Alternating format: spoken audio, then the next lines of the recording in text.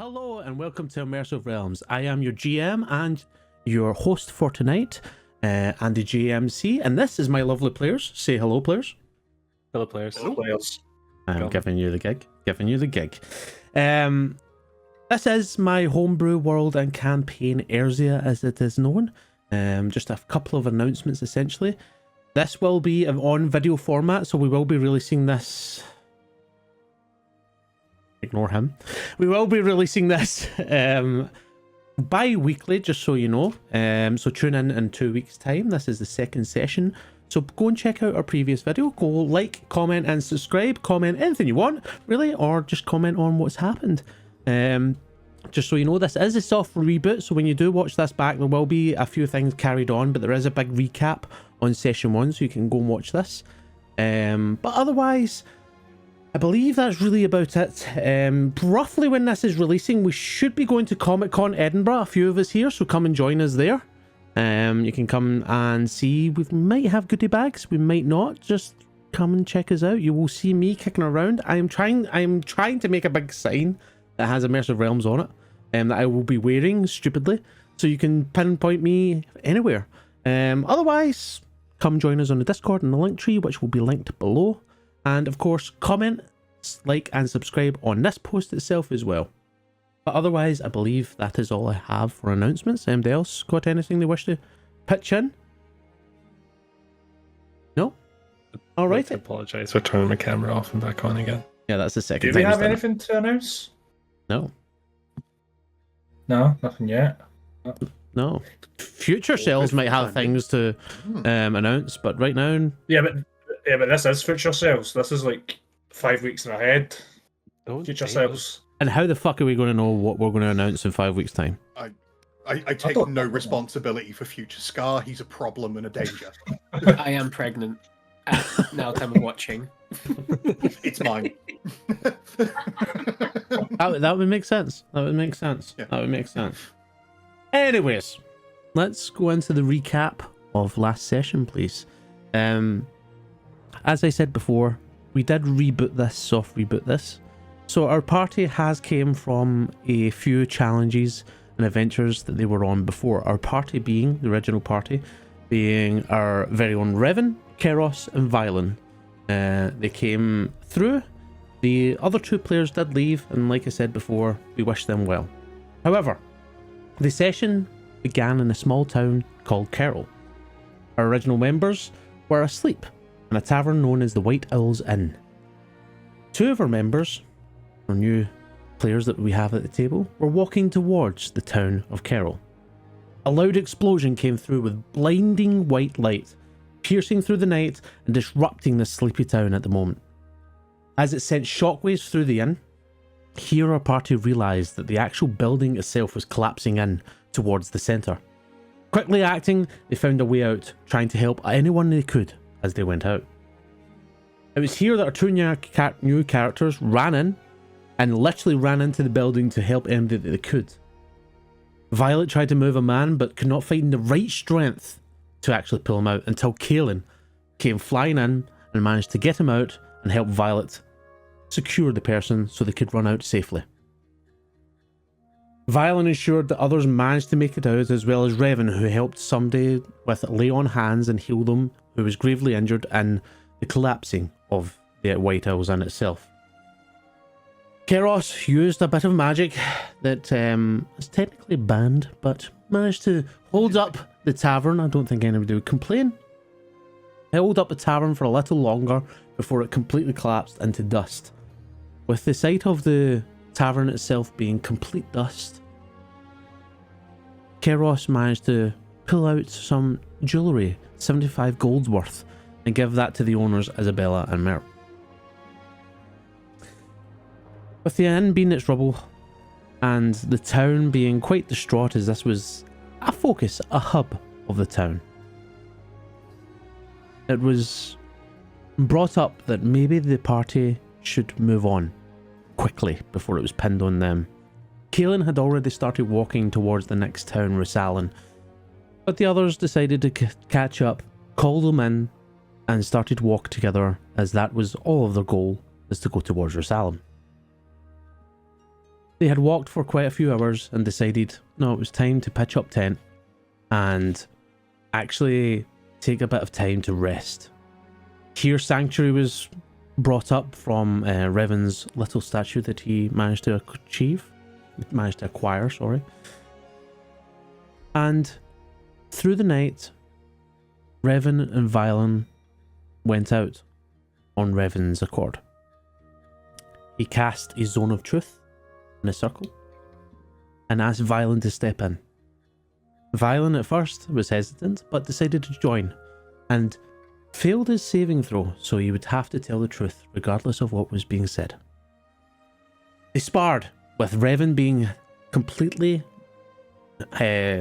blindfolded, training him to learn about feelings and a way to fight, especially considering he is drow, and in the sunlight it would be hard to fight. During this sparring session, they revealed secrets to one another. They had became a little bit closer and talked about a mutual friend, companion, foe. They both agreed and vowed that they would protect each other and look out for each other. And from now on, they would try and help in the perspective of their companion, their friend, or their foe. He walked back towards the tent, and here Kairos laid, where he seen this. He didn't hear it, but he seen what went on, and eyed them as they came in, as if to say, "What the fuck were you two up to?"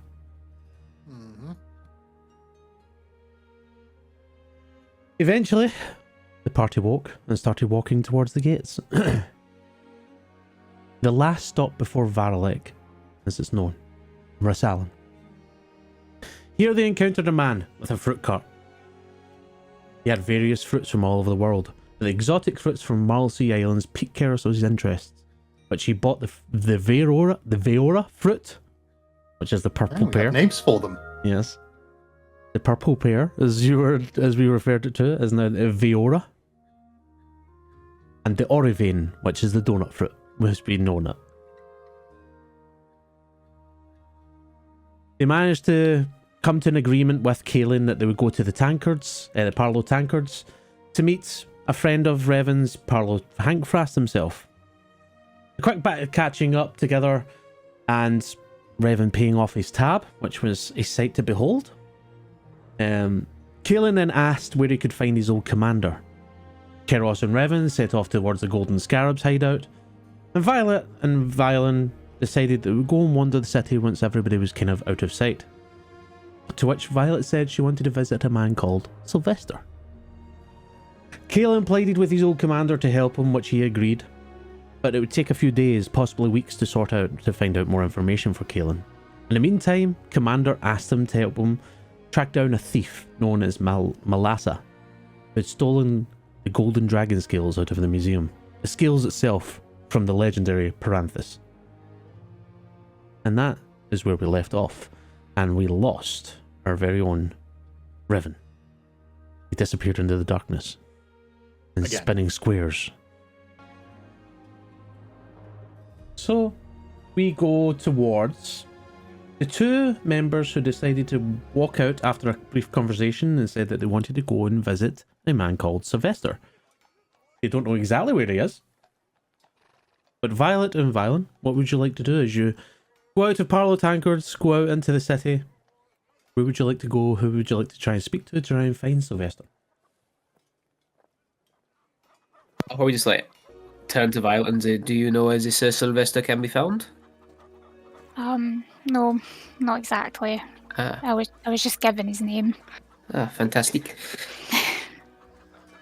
Is there like any guards about? Oh, it'll take you like 5-10 minutes, but you'll see a patrol every now and then of guards walking past. You can tell because their armor's a little bit more shinier. They're not like trying to hide anything. They're just walking about, talking to each other. Just seem quite blasé. They don't really pay too much mind.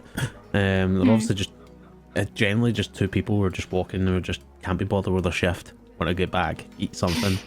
And as you approach them, You'll probably come up to one that's a half-elven man that's kind of taller than the human. His ears are a little bit longer than normal for half-elven man. Dark hair that's tied up, and he's carrying a spear and a shield. And he kind of looks up to you and goes, "Can I help you?" Hopefully. I'm actually looking for someone called Sylvester. I've been told he's in this town. He's a practitioner of sorts. Oh, you're talking about the Ash House, and the other one goes, "The Ash House? Oh, great. You want to see the Ash House? All right." You'll be trying to find the one that's called the Ash Reliquary. Yeah, sorry, the Ashen Reliquary. It gets known as the Ash House. Okay. You'll find him there. He's quite near the town centre. When you get near it, you'll find it. It's like covered in black soot almost. The other one, the taller half-elven man, just goes, "You sure that's who you're looking for?" Yeah, most definitely. All right. Well, good luck. Is there a problem with this Ash House? A reputation, perhaps? A reputation for being fucking weird, if I can say so myself. He's quite the character from what we've heard, Sylvester. He deals with a lot of magics. Ah. Obviously with everything that's going on, he gets quite a lot of the mage folk, the higher up mages, come down, talk to him a lot. And he's quite into, well, you'll see. He's not gonna harm you, at least I don't think so. But we've never heard of anybody being harmed there. Fair That's enough. good to me. Well, thank you so much for your help. Just that way, and he points down a kind of street. And keep walking, turn the right, you'll be in the town centre, go near the back, you'll find it eventually. Okay, thank you. You're welcome. Come on. And he pats his friend and they walk off. Well, I guess we better head down that way then. So it seems. After you. We'll just head in that direction. So you start going down, and as I said, you're passing by people. You're kind of in a off street essentially. It's not too busy. There's people kind of milling around. Maybe some people hanging out their washings on lines that are out in the top. You've got all sorts kind of happening. You eventually getting down, goes down a slight hill. You get near the town centre, which you used to see this kind of iron house with this eagle with a braided scale braid that comes out with scales on the side. And you see other like kind of shops and inns and like that kind of thing. But you start walking towards the back, and as you start walking towards your back, you see that the sun is getting blocked out in this slight alleyway that you then go, "Ah, this is the one." And before you is a sagging structure of blackened stone. Its roof heavy with soot. Shelves of relics that you can see through the window, with bones and tattered banners at the windowsill. You probably get up to the window and you have to kind of do the whole to actually see inside, because the dust is so heavy on the inside and the outside. But as you're doing, you look in, it's a very darkened interior. There's some light flickering from low flame. But standing this close to the building, you feel this kind of slight pressure on your chests. And you can't help but feel that there's like something watching you. Kind of maybe check over your shoulder and nothing really there, just people walking past. But it's just that feeling that you're being watched, just in the back of your mind. As you open the door, the typical ding of the door as it opens up. And inside, you see soot. It is dark in here, not because the flame itself is low, but because there is literally ash all around the place. And you think, oh my god, this is dirty. And then you start looking at the shelves, and there's jars of God knows what, looks like maybe guts There's jars of essentially a looking creature that's kind of frozen in one place.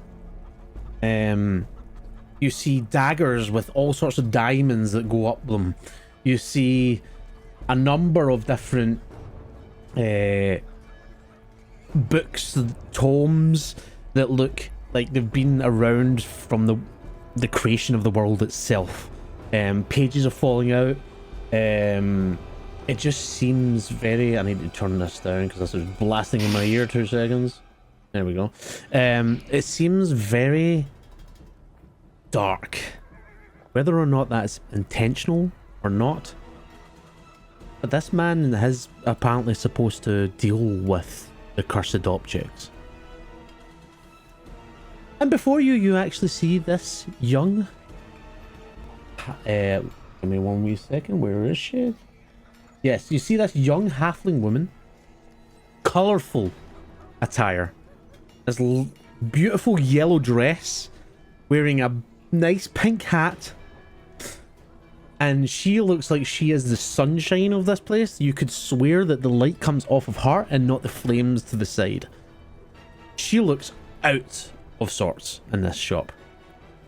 And she is behind a desk with a large tome that she can hardly get her arms round, and she's writing in it.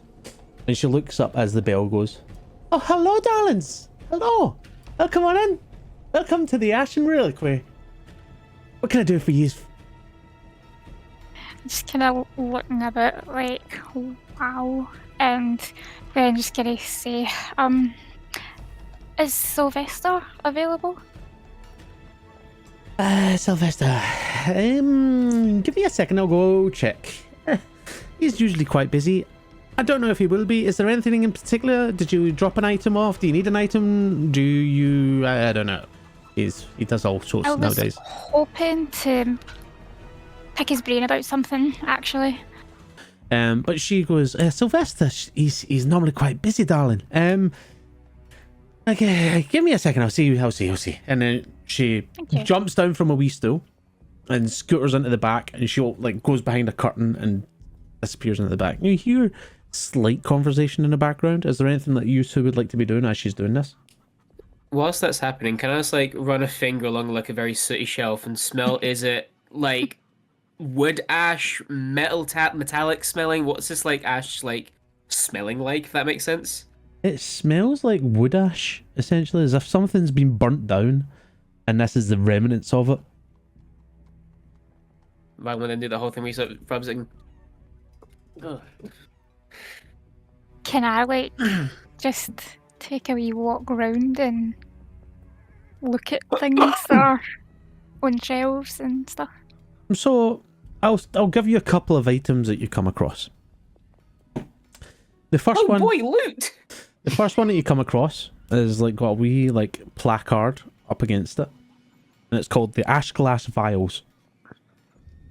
So what you have is this kind of gnarled bottle, or vial, sorry, and it's crystallized ash inside of it, and you can tell there's some smokes that kind of come off it. There's no flame.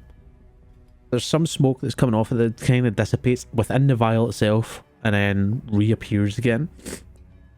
And basically this is a way of giving off light but no smell or no sound. And you see next to the placard it says 65 gold pieces. You can now go down a little bit more and you see this map, this beautiful map that's kind of sitting on I don't know, what do they call the painters? Easel, that's the word. It's sitting on there, and it's this map that's been etched in coal, so it's dark, and it got that kind of streaks across it as if fingers have smudged it a little bit.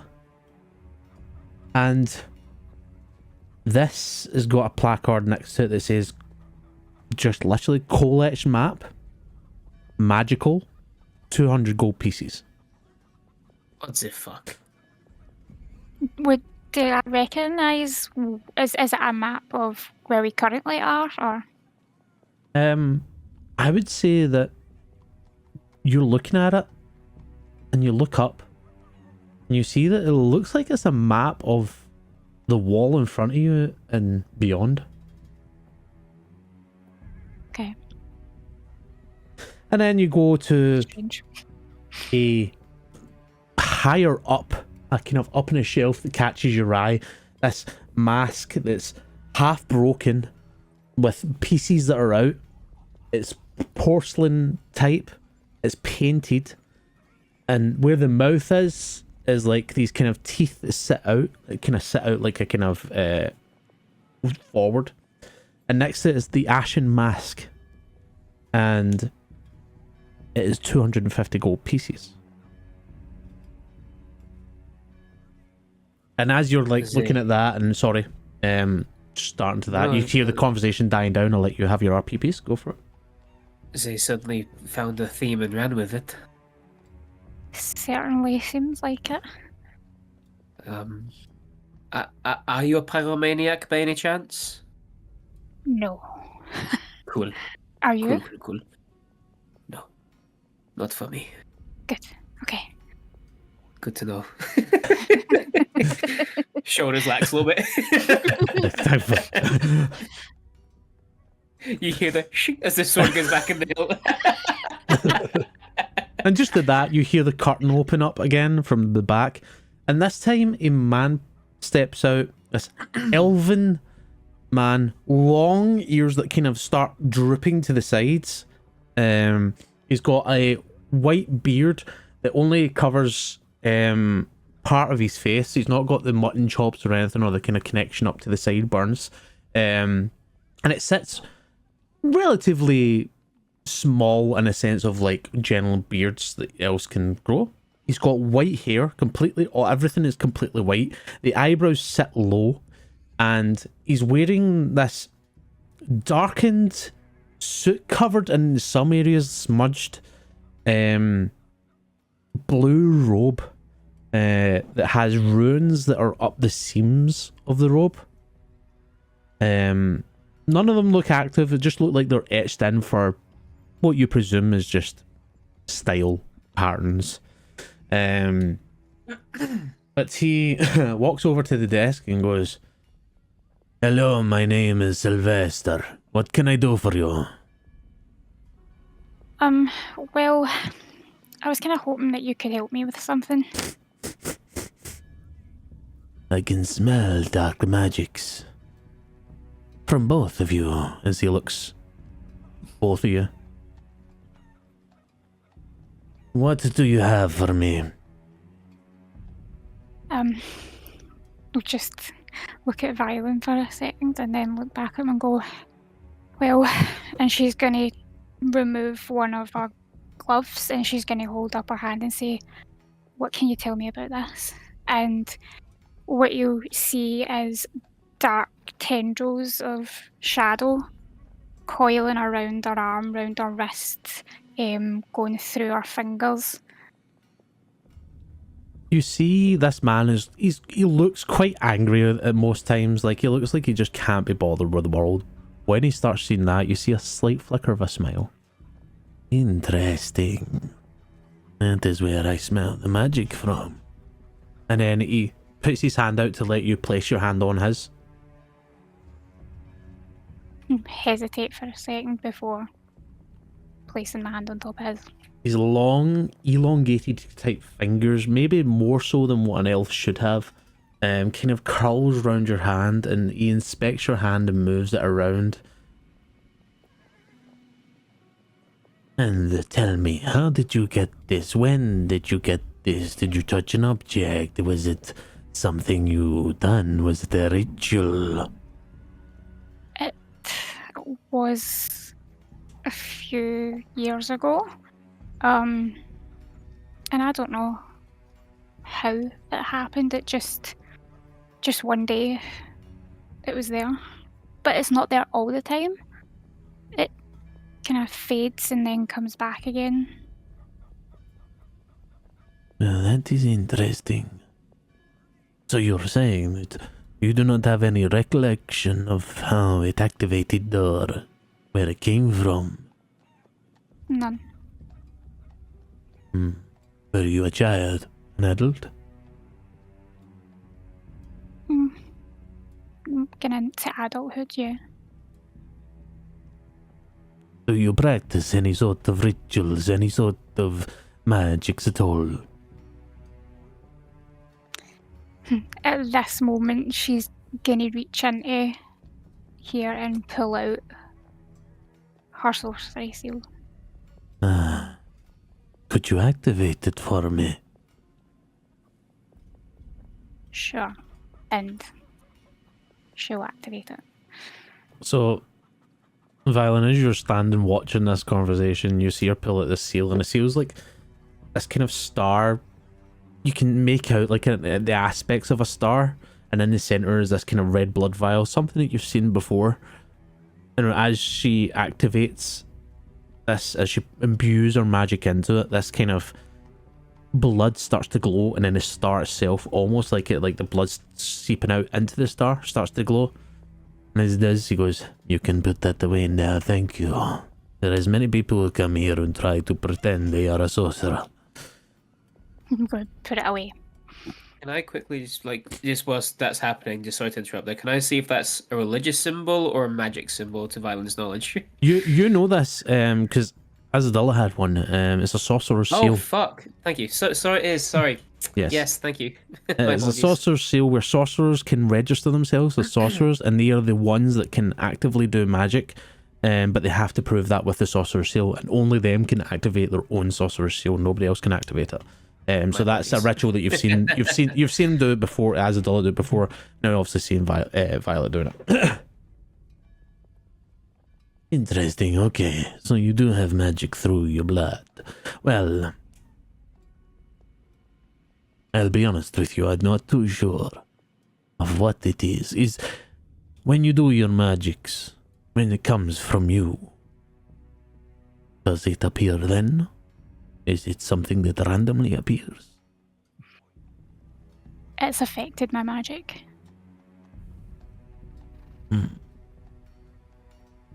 Is it diminished it? Is it amplified it? It turned it into something dark. Well, that is something. So you see, there is many, and he kind of opens his arms out and presents the whole shop. There is many sort of things that could trigger this. I would have to look deeper. I would have to see. Would you be willing to give me some blood so I can look at your blood fully? It is up to you, you don't have to. Well, if it's going to give me answers, then sure. Perfect.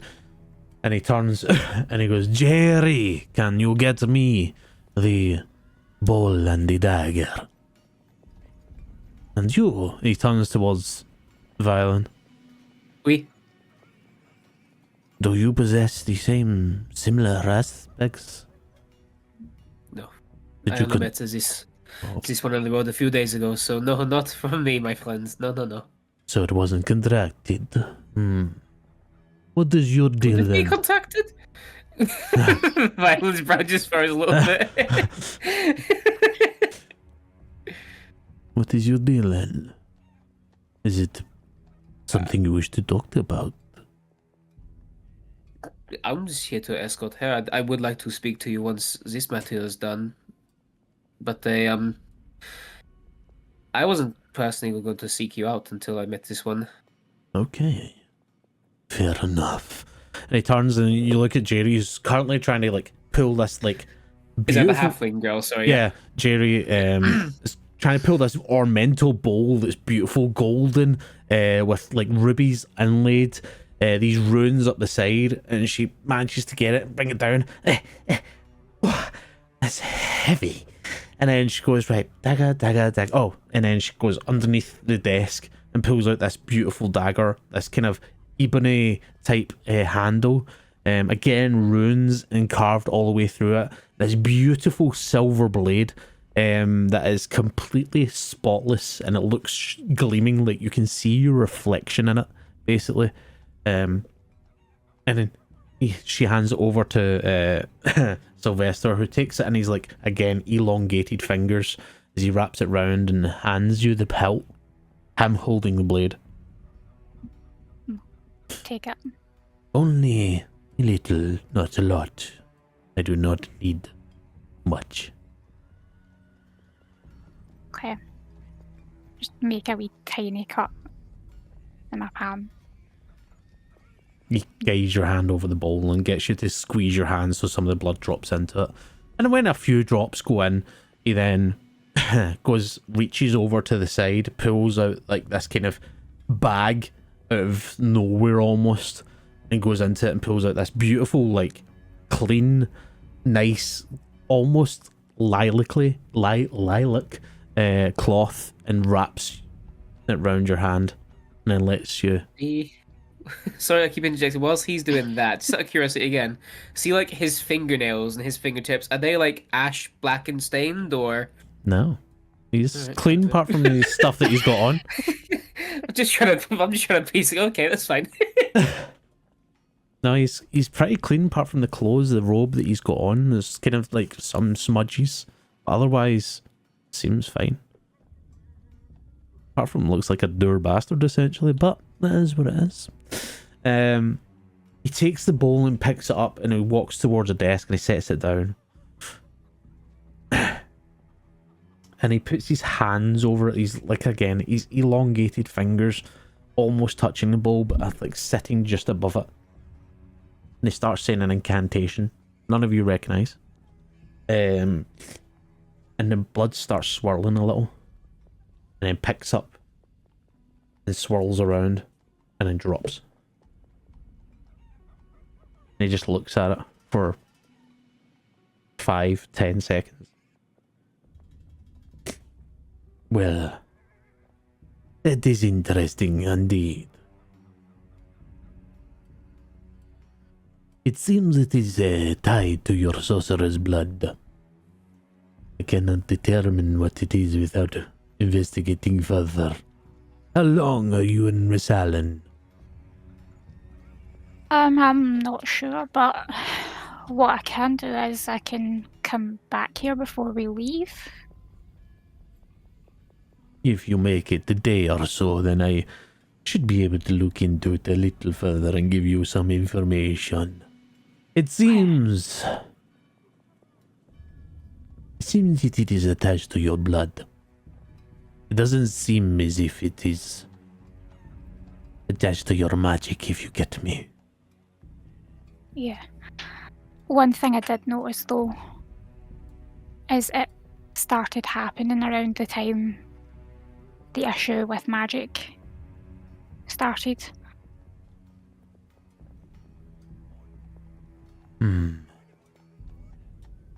Leave it with me. I will look into my books and ledgers. Thank you. I really appreciate it. And you, young one, what can I help you with?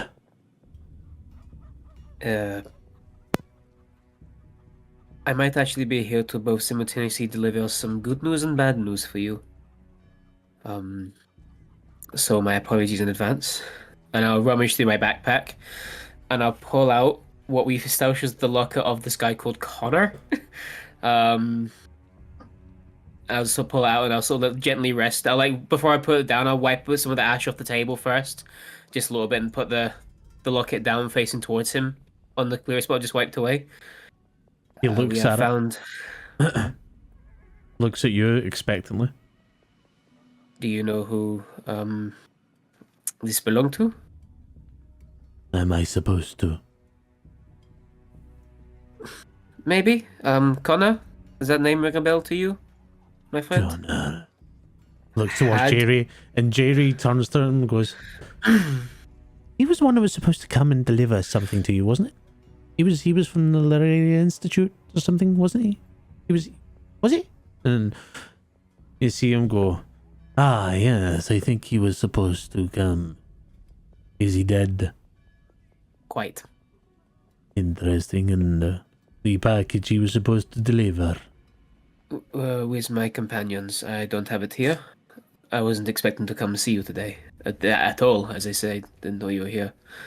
Alright. But me and my party have it, and I guess we could complete the job. I did say I would pay whoever delivered it. I did not specify a certain person. Okay. Make sure you get it to me first. It is a dangerous package. Do not open it. We got the message of that one loud and clear, my friend. It will stay zip tied, sealed, not to be open. Alright. And he's kind of leans back against the table, essentially. And you can see he's thinking. On you go. You do say you could smell dark magic when we stepped into the room. I have studied for many years the occult, the darkness, the abyss, the devils, even the vow breakers. I took an interest. Whether it was magic I knew there was the other side. Magic can produce light, but magic can also produce darkness. I was interested in the darkness. Many people have seen it as a terrible thing. A thing of pain and suffering. I thought if you can master the darkness, then light will always be able to pierce through. I never want to hurt anybody. I don't want to do anything bad. When you've been around such magics for a long time, you become used to it. A smell.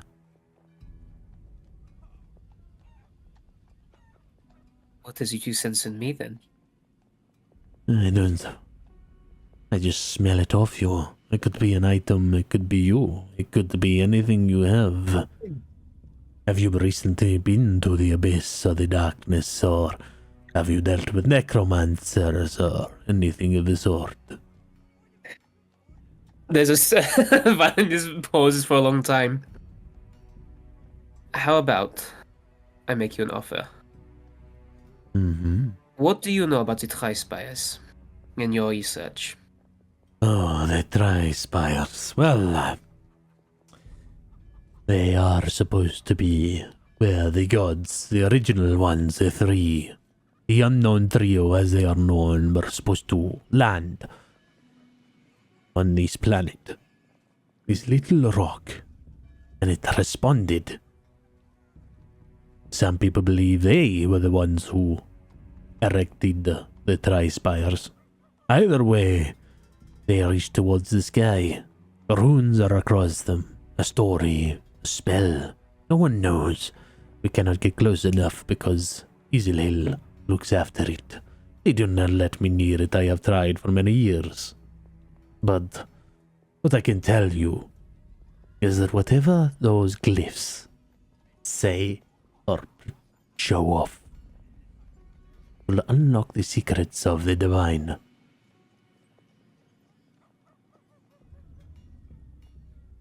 And you don't know more than that, or a way I can find out more than the common knowledge? The only way you could more than the common knowledge is by getting close to them, and you must go through a rigorous process with the elves there. Yeah. Good luck with that. If you ever get into favors with royals or any sort of nobility, then it may help you. Violet, you don't come from a noble background, do you? No, I don't. Ah, yeah. Oh well. Sorry. Yeah, it is quite alright. Well, you gave me information, so in response, yes, I have accidentally dealt with necromancy in recent years.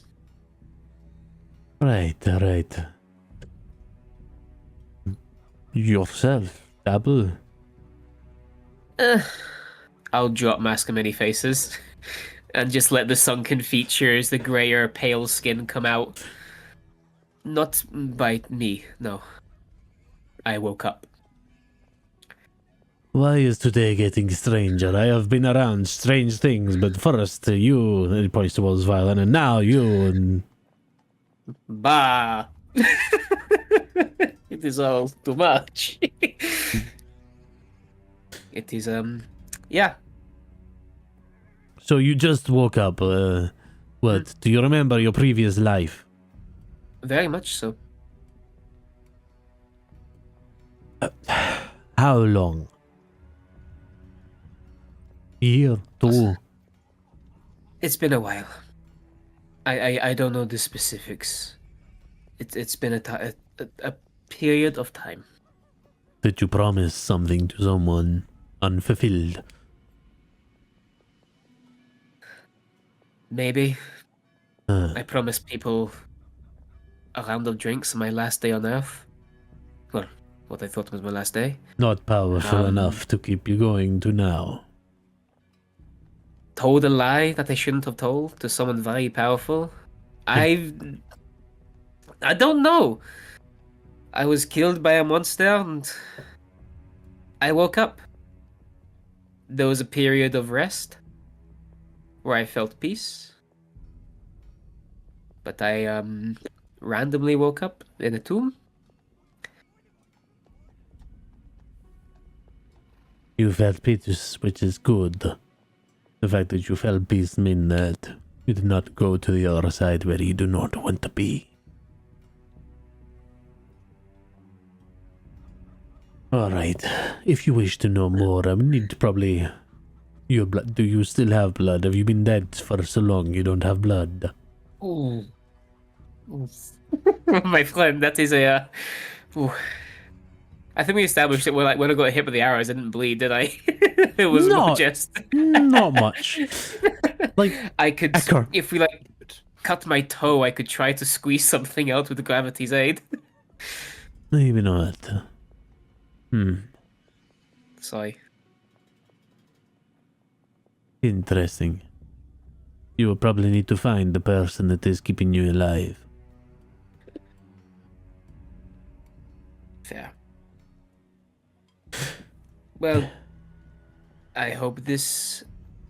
I'll put my mask and many faces back up again. Just gives you something. I don't know what.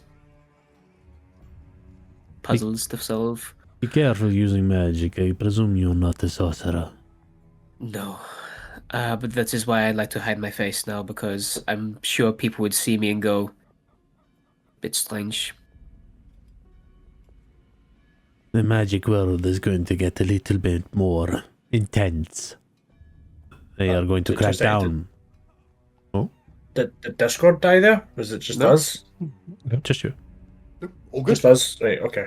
Sorry. I will be careful, my friend. And we will return with the box. Can I ask what is the contract was for as far as payment goes? It was for 200 gold pieces on delivery. He was also given another 200 gold pieces before he set off. I presume you don't have that on you. Mm-mm. No, not on me. Okay. Well, if you deliver, I will give you 200 gold pieces. But do not open the box. It is dangerous. You say, and we know. It is all good. Alright. All good in the hood, as I heard they say these days. We never said that back in my year. These You're new terms. strange. So are you people. I don't know if I should take offense to that. I am probably older could- than you. Hmm. Elven man standing before you thinking, nobody's got me here. Sure. I'll pick up as well from the table again Connor's locket and just pocket it again. Okay. He kind of sits up, picks up the bowl and starts taking it around. Please peruse if you wish. If there is any items, just be careful of they ones. And he points towards a glass cabinet that has literally got cursed across it.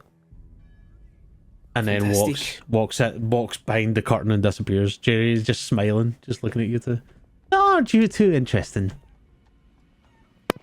Yeah. I'm going to put my glove back on. You seem like a ray of sunshine yourself. In a shop of ash. Yeah, everybody always comments that I shouldn't be here. But oh, I don't know. My friend, you should be wherever makes you happy. And if that is this place, then so be it. It truly is. I like it here. Good. Then I am happy for you. He takes good care of me as well. Good. Glad to hear it. We should be back in for yourself today or two, maybe, or with the box as well. Maybe bring some friends, if that's okay, of course. Of course, shop here. If they've got money and they want to spend, that's how we make our money. Of course. Okay, we should get going. Thank you for your time. Yes, thank you. You're more than welcome. Can't wait to see you again. Bye bye. Have a good day. Ching. As you open the door and you just go out. As we sort of step outside, there will be a thing. I'll just like off the cobblestone street, just brush my feet a little bit. Some just shit like comes something, off. just pat myself down a little bit. I'm just going to turn to him and say quietly, I'm really sorry to hear that happened to you. The whole dying thing. It's quite alright. Thank you. I'm sorry to hear what's happened to you too. It must be quite worrying, not knowing what's happened. Yeah. At least with my one, there was almost a closure and a certainty. Mm. So you have my sympathies, Violet. And however I can help, I would like to. Thank you. Hopefully you can give me some answers. With any given luck. Yeah. Okay, should we head back? Back to the tavern. Wait for our friends. Yeah, sounds good. And just as we're walking back, we don't RP this or anything else like that, of course. But as we're walking, we'd like to try and like look out the distant horizon, just through the city buildings, try and glimpse a sight of the tri-spires. Just now and again between passing alleys and whatnot, if I can. As you're walking, you definitely can. There's definitely they pierce the sky. You can almost see it anywhere in Pathora. And you're not that far away from it in a sense. The mountains kind of block a lot of the view of it, but you just see these dark shapes way off in the distance, just piercing the sky. I guess just make our way back to the tavern. Put an ale on Revan's tab. Yep, make that too.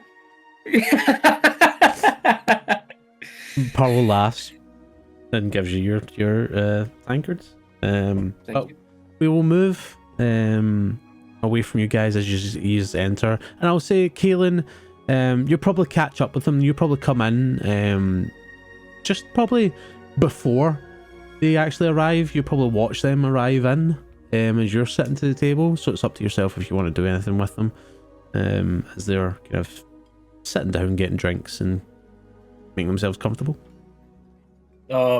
With the two V's. Yeah, the V's. Yeah, The V's. Yeah. the V's.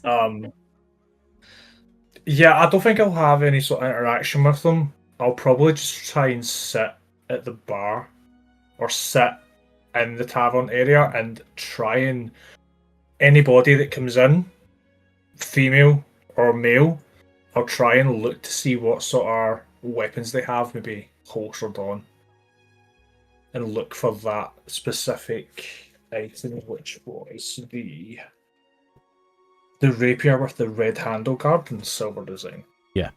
So you can give me a perception check if you want.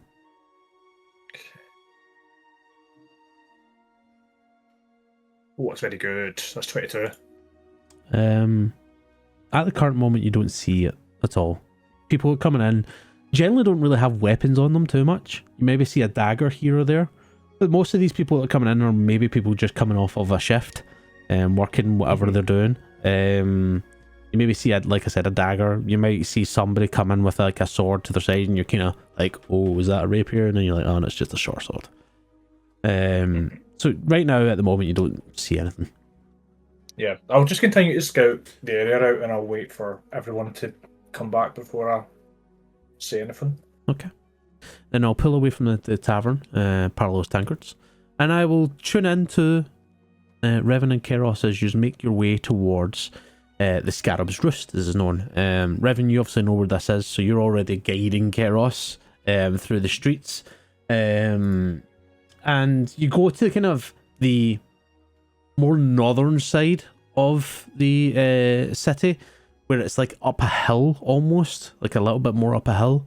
And as you're walking, Revan, you see the Scarab's Roost.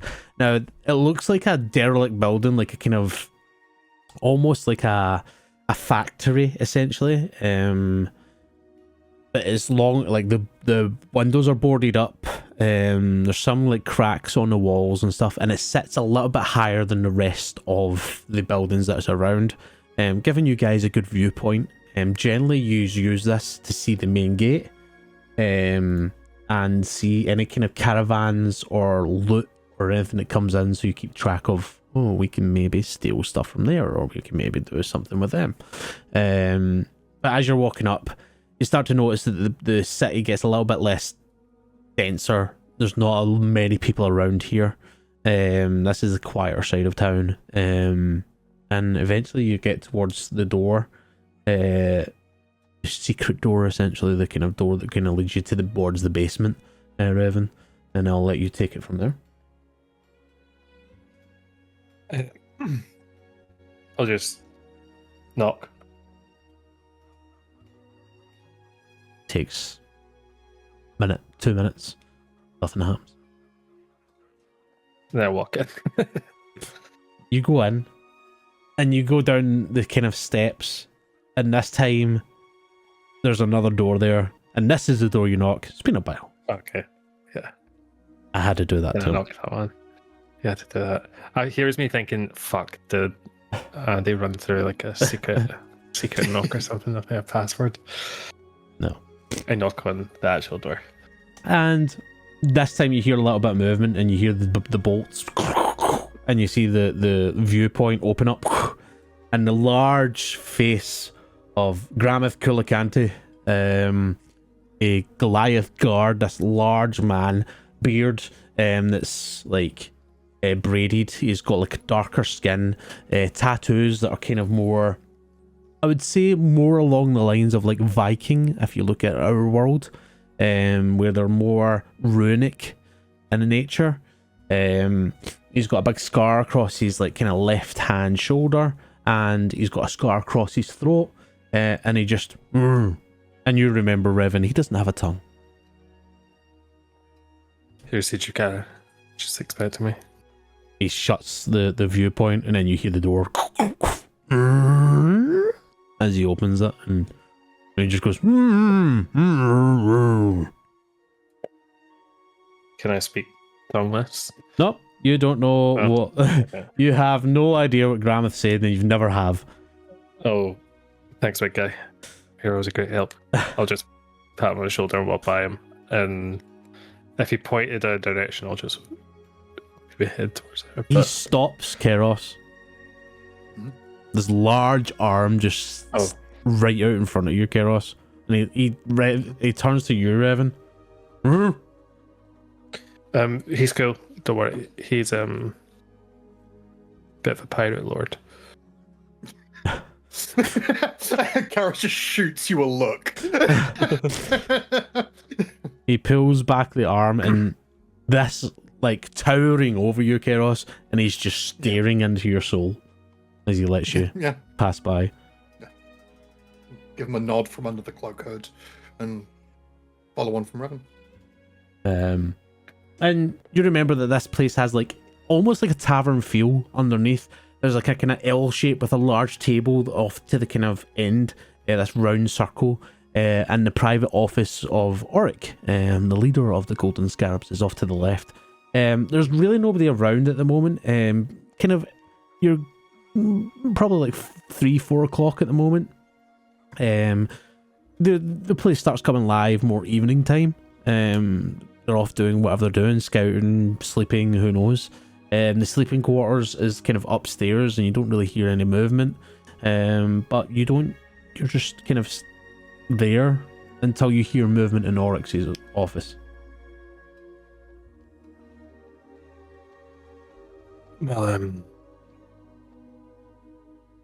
suppose make yourself at home.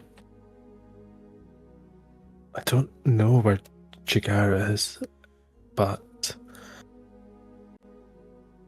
I don't think I'll take too long to find her. If you're wanting to come with.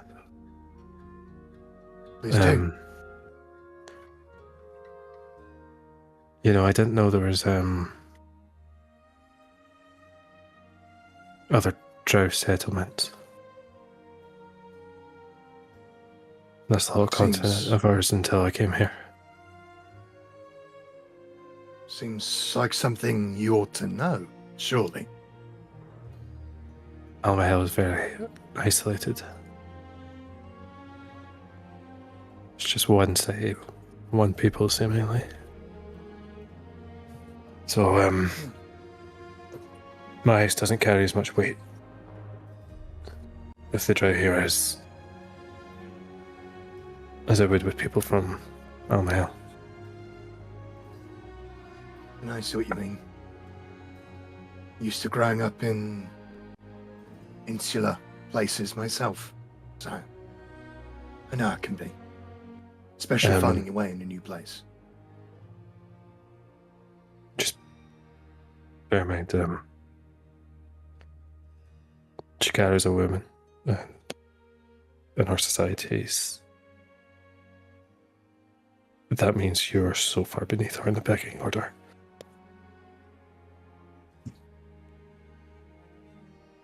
And I'll go off and try and find her.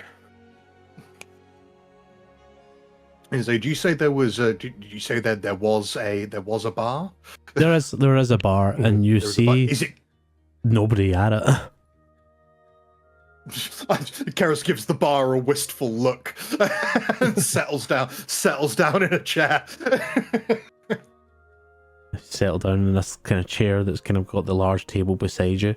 And Revan, you kind of go off, and as you're starting to walk off, you hear the door open to Oryx's office.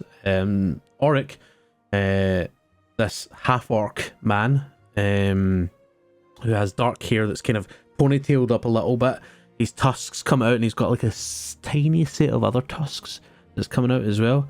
He's got scars across his shoulder. He wears kind of just normal kind of plate armor. Kind of big burly man, and he just goes, "Revan, where the fuck have you been?" I was on a job with Zizi. I know, I sent you. ZZ came back, you never came back. I wanted to see where you've been. It took some time. I see you brought a friend. I trust.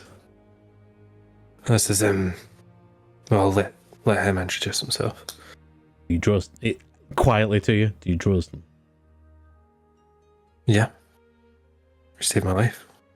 Well, you're wrong. You never trust anybody. And then he kind of slightly pushes you aside and goes towards Keros and puts out his hand. He's got kind of more. He's got more human skin. The color is just slightly tinted to green, only slightly. He puts his hand out and goes, "Hello, my name's Auric. I presume you know what the Golden Scarabs is. So I am the leader of the Golden Scarabs." Karos push himself to his feet and take Oric's hand.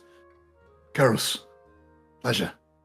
I must admit, Revan hasn't told me a great deal, which I assume is the right thing to do, but I understand good people to know. Depends on what you define as good, but I guess it is what it is. I'm glad you're not told him much. And he shoots you a fire. Like, I'll look, Revan. I got you. Don't you worry. Right. Feel free to help yourself to the bar. We pay you fucking Parlo plenty enough.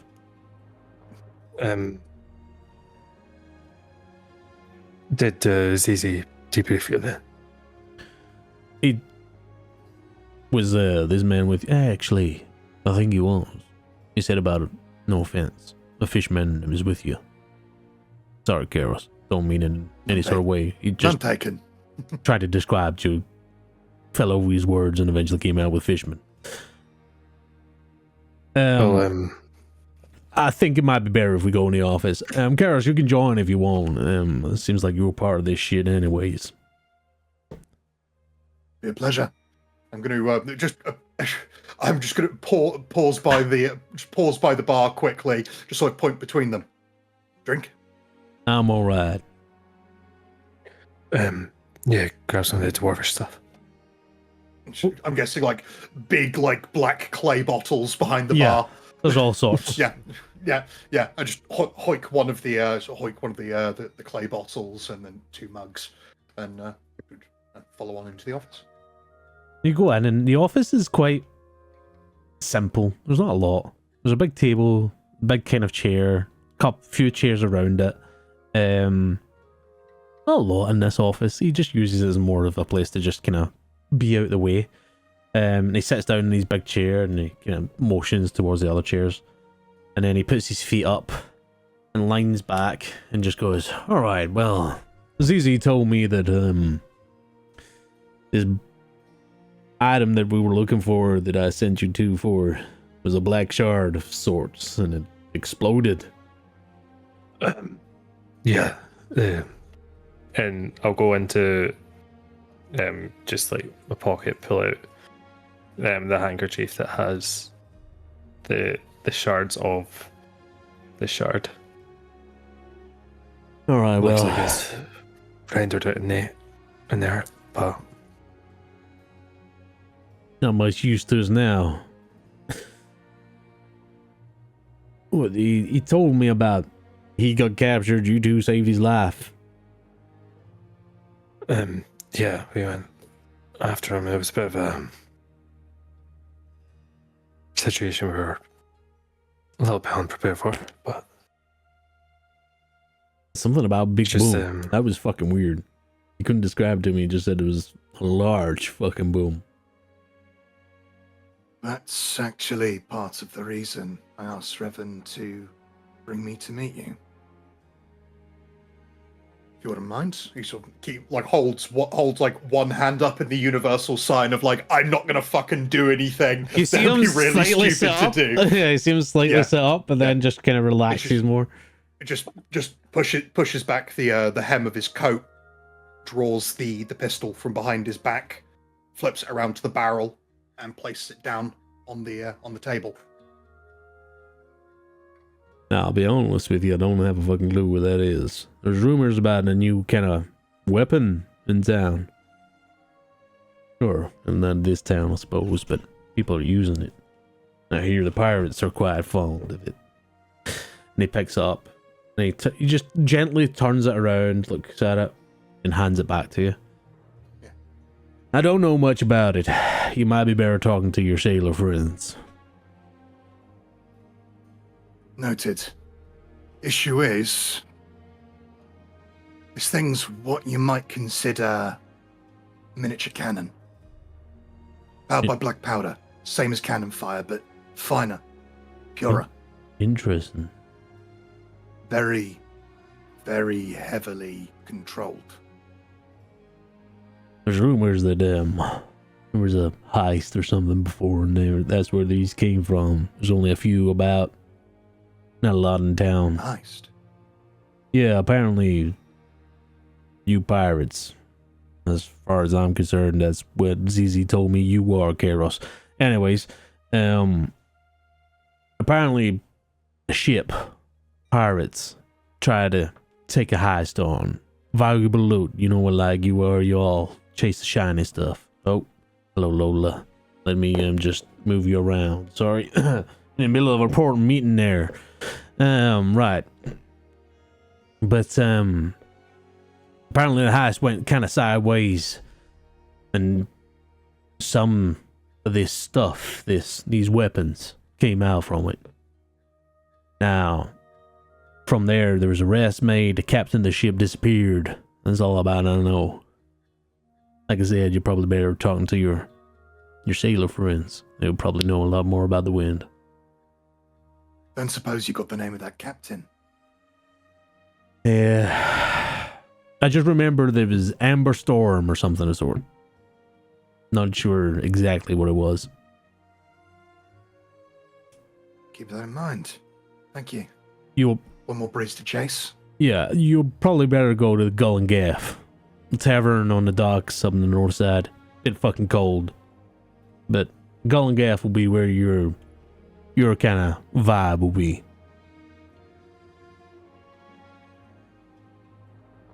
Making a note of that, bear with. There we go. I'd heard this place was a port city. Port to the fucking freezing cold. Some things never change.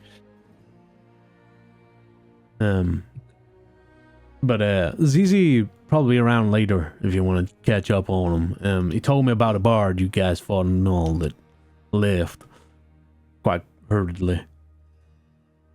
Well, yeah, the plan was to track him down and see if he maybe find where he got the shard from.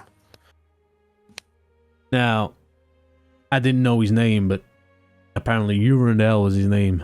Like, I only knew that he was part of a group that was trying to sell this fucking item that was very valuable, and he was ripping off folk. So we were trying to, get our name in there. But anyways, as by the by, the fucking item's gone. So, and he kind of sets up and like leans onto the desk. Urandel is quite a famous entertainer around Pathora, especially in his Lyrics Empire. He normally kind of goes around. You might be better talking to the Velvet Tankard, high class type tankard place. I'm talking like this shit might be spending like few gold for an ale. Run by very, very important people. Rumor is he likes to go and do some private shows there, so you might find him around there. Great. Thanks for that. Indeed. And the other thing is Jagara. She's out in the moment. She went into the night a couple of nights ago. Apparently she wants to talk to you. We've all been warned. You know what it's about? I couldn't tell you. You know what like she is? Her and the Nightcrawlers just fuck off in the night and don't come back for a while. Yeah, so it's pretty alarming when she asks for you by name. She's an intimidating woman. There's no doubt about that. Right. Do you know when she'll be back? No clue. Normally not a few days. She normally comes back in a few days. 5, maybe a week. No, I'm only joking. She should be back soon. I don't imagine. She's gone for, a couple of nights now. She should be back within the night or so. Alright. Well, staying at Parlos. Anyway, if That's fair. you can send someone, maybe just a runner if she comes back, then. Will do. Just as a note, there's a new party in town trying to fucking take over the criminal scene. I don't know. You'll probably hear about it soon if you just arrived. Big heist happened in the museum. Stole quite a piece. Golden dragon scales. Don't know much about it. Just if you hear any word, let us know, because obviously with new competition in town, we need to be careful what the fuck we're doing here. Keep me here, Grant. Alright, well, anything else I can do for your fellas? One more thing. Yeah. On you go. You sure? Yeah. I asked CZ about this briefly, but he wasn't really able to tell me much. Now, I've heard a few mentions here and there of the old Mark. All right. But he's going to unwind the cloth, the handkerchief, whatever it is, from around his from around his hand, and hold out on his palm where Rob, whoever Rob is, left the black mark on his palm. For context for the viewers, just as quick context, when Keros first arrived into Pathora, he was picked up by a man who helped him get him off the ship and transported him towards Chauvin. He went by the name of Rob and then gave him this.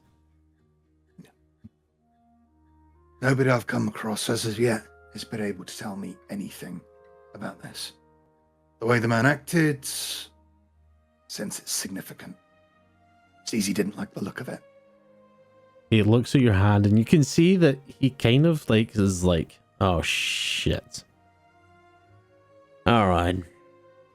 This is what they like to call the black mark. You're marked, essentially. Now, as far as I can tell, you're basically on trial. You're basically like targeted in a sense.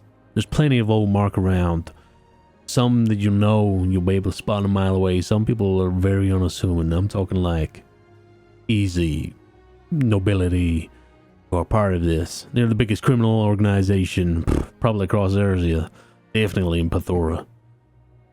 You're telling me. This, and he kind of takes your hand and like notes it as a thing. This is a way of an indication that, I hate to say it, but almost like you're hunted to become a trophy. You're different. But it's also an insult but a compliment at the same time. There's a time limit on these things, I think, from what I know. Basically, once the time limit runs out and that black mark disappears from your hand, you're basically the top recruit. Interesting. This time limit.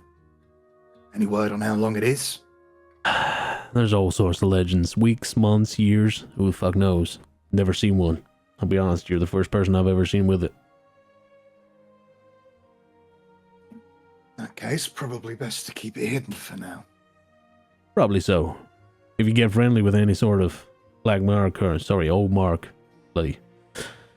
Anyways, the old mark, if you get any friendly with them, maybe ask them loosely about it, not show them. Figure out what they know, and because I tell you what, if you show somebody that, they might try and take you in, and not friendly. Karis just sort of smiles into pointed teeth showing. I can certainly try. Be careful. They're dangerous folk. That's even me talking. I'll keep you alive if you pay well. I mean, He just looks at Revan. Not paying you shit. I mean, to be fair, Paying it. I think if somebody brings in, goodbye, Oh, hello. We lost Ali. There's gremlins in the Wi-Fi I know. tonight. Probably so. Sorry, All good. I pressed the button by accident. All Sorry. good. User error. But he Picnic just error. Problem he- in chair, not in computer. Yep. there's a bounty basically. Somebody brings you in, they get a reward. That's what it is. It's basically just a bounty marker. Specifically a yellow mark, but it is what it is. Very glad I didn't ask certain people about this in the past then. You're lucky I put my faith in Revan here. Otherwise I probably would have turned you in myself. Appreciated. Well, you can always use this place if you need to hang out and get lay low for a while. We pay off the guards to stay the fuck away from here generally.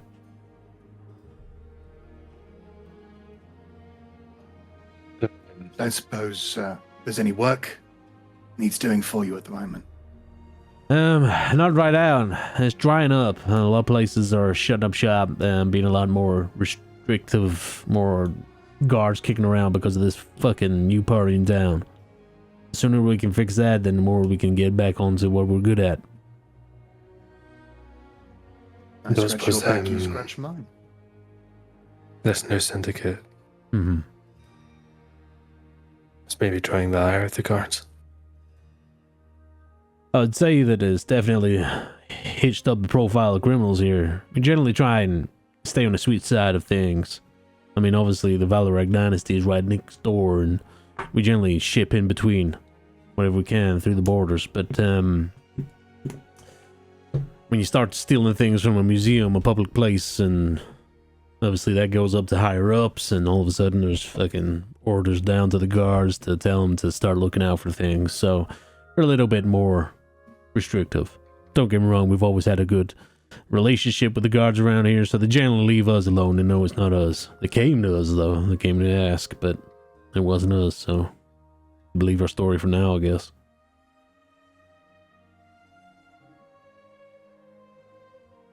At least.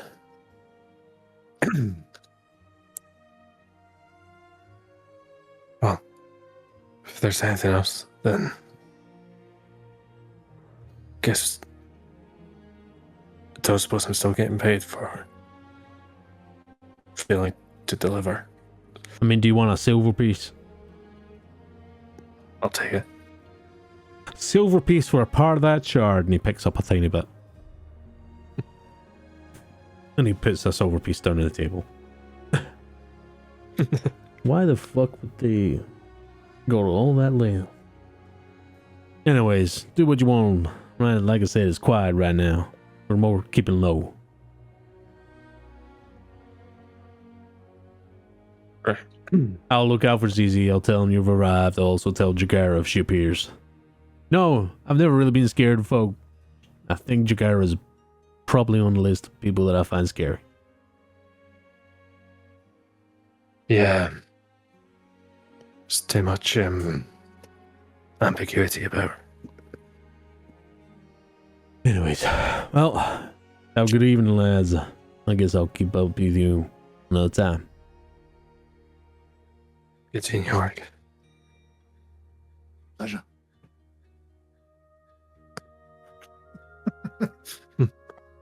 You go out the office, and you see Big Grammath is sitting down on the at the table.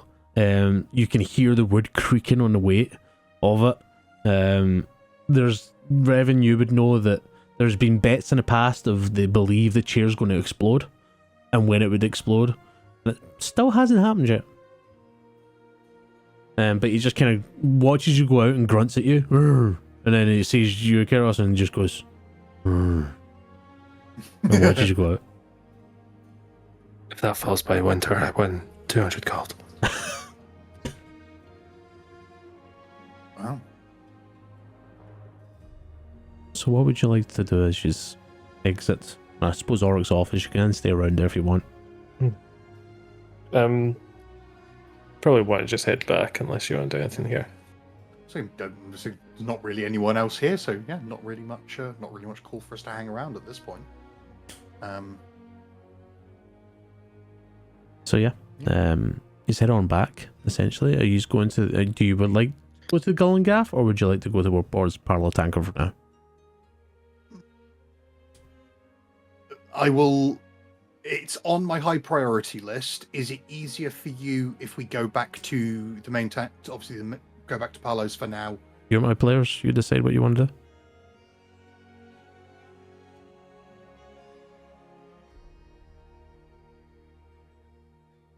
Turn back to Revan.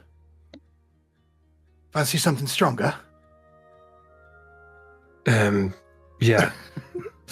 I mean, I just paid off my tab, and I've not got a lot left.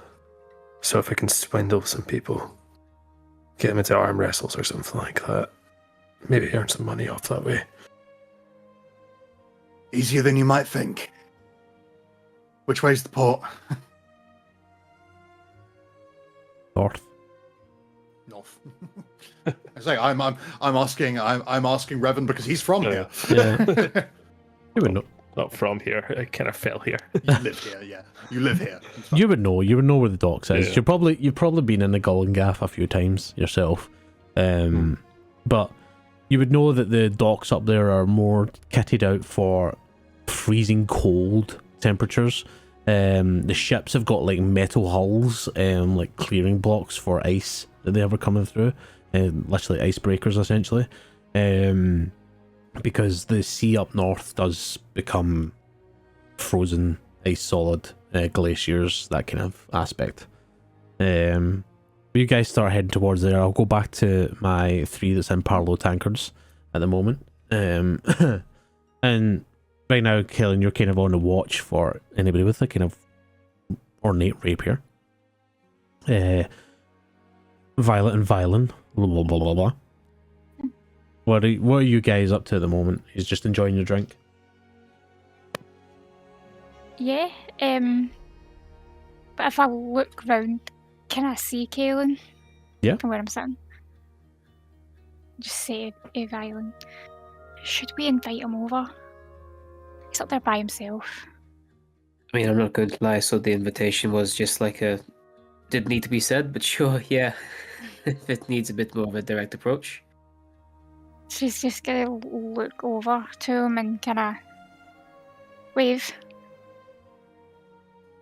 I'll look to see if she has a rapier on her side. I do Joking. not. Joking. Absolute cinema. I'll head on over. You okay, my friend? I've been tasked to find an individual that's stolen something from the museum here, and all I know is they carry a rapier, so I'm trying to keep my eye out to see if I can spot it. Cool. Do you have a description more than just a rapier? Do you have a ornate rapier? Anything identifiable? It is an ornate rapier that's got a silver design with a red handleguard, and is wielded by a woman. Oh, that's plenty to go off of. Wow. We can help you keep an eye out. I suppose 6 eyes are better than 2. How was your travels in the city?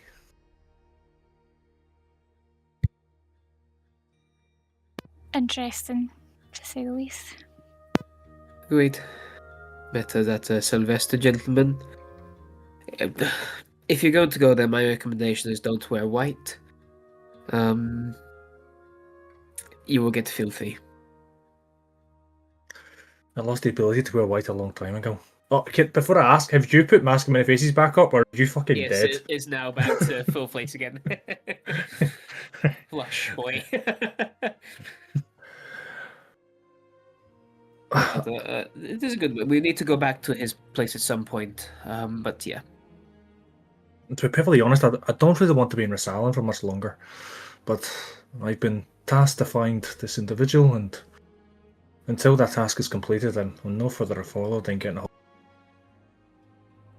Well, we won't be leaving Rassalen for a few days at the very least. Probably anyway. And I dare say in that time we can help you look for your mystery woman, your thief. Yeah. That sounds grand. I thought I'd let you know that she's actually stolen something of importance. Your hat? Not in this campaign.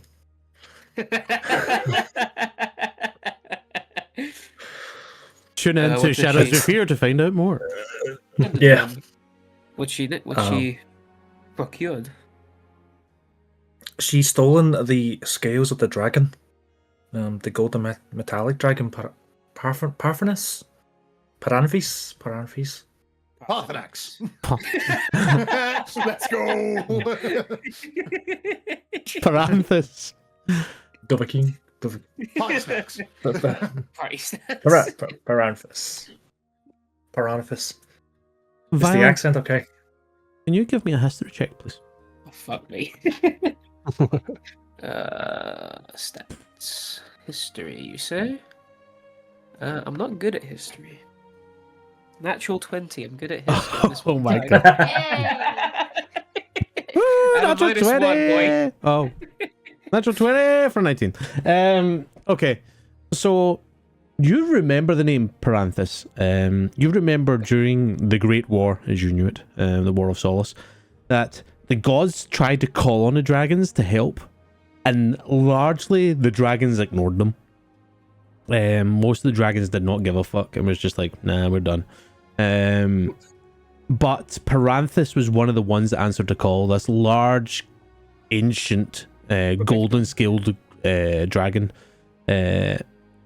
and was actually quite nice about it. Wanted to protect the people and still had it in their head that they were a protector of the realms, in the sense that they wouldn't, like, any rifts or any kind of aspect of another world seeping in, they would want to kind of rectify that and solve that, because that was what the dragons were originally made for, was to be these protectors of the realm. So Paranthus was one of the dragons that actually helped within the war itself, but you know that it was, Paranthus was getting to the point where he was a lot weaker. Just of like old age, or In a sense, old age, because dragons can live for fucking long times, essentially. Yeah. People think they are immortal, essentially, but more so the case of losing their power, or losing his power specifically. So when he went to fight, the gods were slightly worried about him, even though they came to help, and they were happy. They were slightly worried about him. So hearing that somebody stole the scales is kind of like, oh, interesting. it probably feels a bit like personal to Violet almost. And he does sort of get his not back up a little bit, but it's just like the whole like, well, I want that back now. Like, I don't know, would I've ever not met him obviously, but seen him on the battlefield, or No, you No. would have known that they joined the battlefield a couple of times here and there, but you were never close to Yeah. it. Fair. From what I've understand, that's quite a powerful dragon from moons gone past. A relic, a symbol of defense, of honor, of just doing the right thing generally. So for that to be stolen, that's a big deal. That's why we need to find it. It's probably going to be best. I would agree. I think we should lay all that information to our other two friends, companions, patriots. I mean, they should be back What any a- minute, I'm sure. Well, why else are we here? Why don't we just run up more of his tab?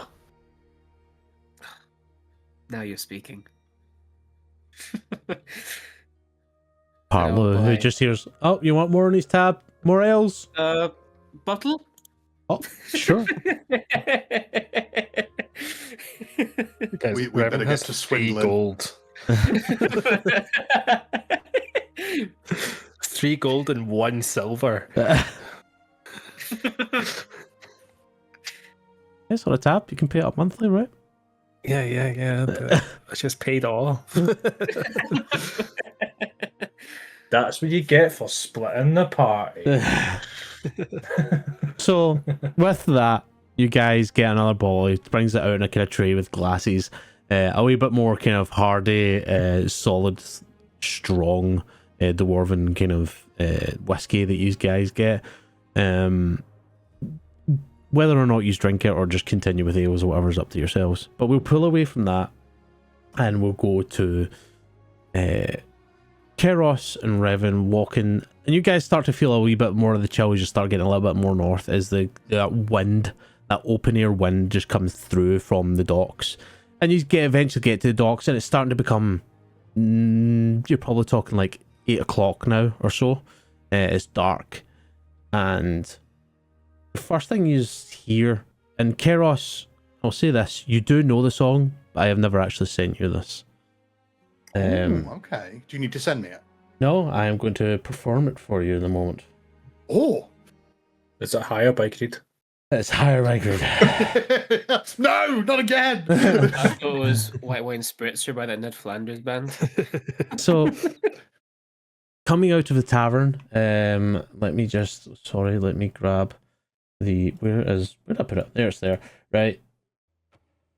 Just to add a wee bit of thing with you hear a typical sea shanty coming from the tavern. Ahead, you see these lights. You see some people outside who are drunk, are kind of already drunk over the railing. Some people just sitting conversation with cards. But inside, you hear the drumbeat of a actual sea shanty. Probably not actually. I'm going to quieten that down just now. It went loud and then went down. And it's a caller and response type Just sea shanty. okay. Have you muted it completely? I've muted it completely at the moment. Okay. I was going to say you've quieted it to the point that it's no longer audible. Yes, no, because it was going to put me off. So what you hear, and you'll probably join a wee bit through this, but I will perform the full song for you. So it's, oh, the storm winds howl through the Salbian deep. Heave, boys, heave. Full separate stirs where the dark waves sleep. Heave, boys, heave. Roll for the Malsea, roll against the gale. Umberlee's watching teeth and tail. But the hard hands win and strong hearts sail. So heave, my lads, heave. Hallgray's fire on a black lagoon. Heave, boys, heave. Pirates curse the crimson moon. Heave, boys, heave. Row through the thunder, row through the rain. Silver or blood's what the waters gain, but sweat turns loss into hard-earned gain. So heave, my lads, heave. And then it restarts again and goes and goes. And you know this is a type of rowing song that happens within the tavern. Let me just put that back on. And you join that. Like I said, you can hear that coming out of the tavern itself. And you instantly like, there's my people. Yeah. Picked up on a certain few things there as well, so thank you for that. Please do send me over the lyrics for that so I can add it to my my growing book. Yes. Keros lore. I love it. Okie dokie. So yeah, I suppose like one thing to note as well, sort of like as we're obviously getting close to the docks, and particularly like as we step out onto, because I assume like the docks has like obviously a boardwalk going around it, and then the jetties off. Yeah. And that's even particularly as we step down onto the boardwalk, Keros's gait shifts, so it's gone from the almost plodding footsteps that he's had since going on fully onto dry land, and particularly obviously like trekking across the countryside and through cities. You notice he's suddenly lighter on his feet. He seems more sure-footed almost as he steps onto the waves are rolling in, and the feet meet wooden planks. You can see a ship off in the distance, anchored out there, not actually in the docks. Very hard to see in the light because it's very dark. It's got a 3-mast sails. Sails are currently wrapped up. They're now completely anchored. There's a little bit of speck of light coming from the ship, but you can tell this is heavily armored. Like I said, the iron, it's for breaking ice. You see a few sloops in the dock, and you see maybe one other ship that's just floating there at the moment next to the dock. You see one guy just leaning against the banister talking to somebody on deck that you can't quite see. And of course the tavern itself, you see that there is a seagull that is out. It looks like it's feathered, but when you get closer you notice that somebody has carved like little points in so they can put feathers into it to make it look like it's a real seagull, and it's holding a tankard. And this is the sign that says the Gull and Gaff. And like I said, inside is rowdy right now. You hear people singing, you look in and you see people drinking away, having fun. You see some people are off the backside playing cards. This is typical sailor tavern. Real good shit. As always, coming on any taverns, can I check the doorway and obviously like the arches and stuff like that for any marks? Give me a perception check, please. Roger. While he's doing that, can I just go find someone, like a group of guys that are just looking like they're having fun, whether it's cards, games, or anything like that? There's plenty. There's like And a then few just desks. start challenging people to arm wrestles for gold. We'll get back to you then. You're not going to believe it. For the second time in a row, doing the exact same check, and it's going to be wasted. It's another natural 20 for a total of 25. I will say, Only rolling 20s for this. Only this. will say you do see one Okay. underneath the seagull. Yeah. That's it. So you see, it's just a mark that basically is an identifying mark of like, oh yeah, Yeah. you're like, if you're in that kind of zone, if you're in that kind of group, you're welcome here. Yeah. Yeah. And is it like an old mark, or is this just the pirate's welcome mark? This is a pirate's welcome mark. This is Okay. specifically more towards pirates. Okie dokie, not a problem. So yeah, this is one I'd be sort of even more familiar with then. Okie dokie. Yeah, awesome. Okie dokie. So Garrus is just going to give like a grin over his shoulder to Revan, and yeah, onwards and inwards, good sir. So we'll get to you, Evan, in a little bit. But Keros, you go in and there's tables all around the place. You can tell they move all the time. The floor's a little sticky. But the smell of fried fish and salt water definitely hits your nose from the ale and everything else that's kind of been flying around, and never mind the BO that kind of flies around here as well. Oh yeah. Towards the bar face, the bar is actually made up of different ship like figureheads. Okay. The way they're made up is like the actual bar point of I'm trying to little words, and the actual kind of bar top, yeah, is like all the figureheads that hold something is holding up the bar top, and at the back is more figureheads that kind of protrude out, you know, the flying woman, you know, the flying fish, all these kind of stuff. It's all old. There's some that are kind of broken. There's some that are still okay, and there's quite a few people there. But you see this one man who's currently behind the bar, kind of going around getting everybody drinks, and you see this human man. He's probably in his kind of late 50s. He's got one eye completely patched over. He's got tattoos all the way around, so up his neck to his chin. He doesn't go by his face, and yeah, you just see him kind of heartily talking to people, giving them drinks, quickly go take their money, going back.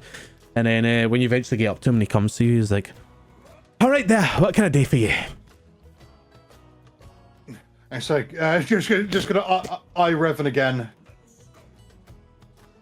What's the strongest thing you've got, mate? Oh fuck yeah, probably talking about the Kraken's poison. Have you got the gold for it? He just taps the pouch at his waist, and there's the reassuring jingle of heavy coins in there. Have you got 50 gold coins for a glass?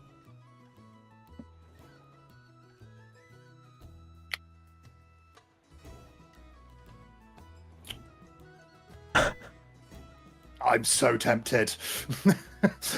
Garrus just laughs. Maybe something slightly. Okay, Slightly so not the Kraken's poison, but you want the Banshee's whale.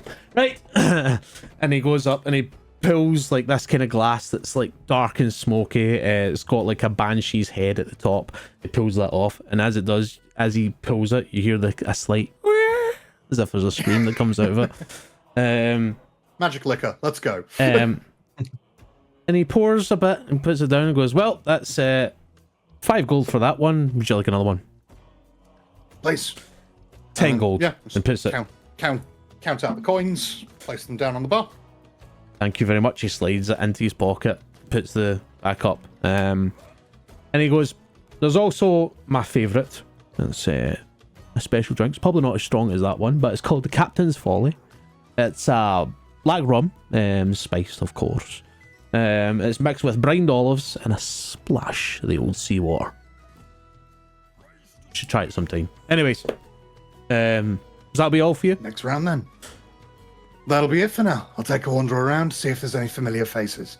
No problem. Enjoy yourself. And then he goes back to just going around serving people. We'll go to Revan.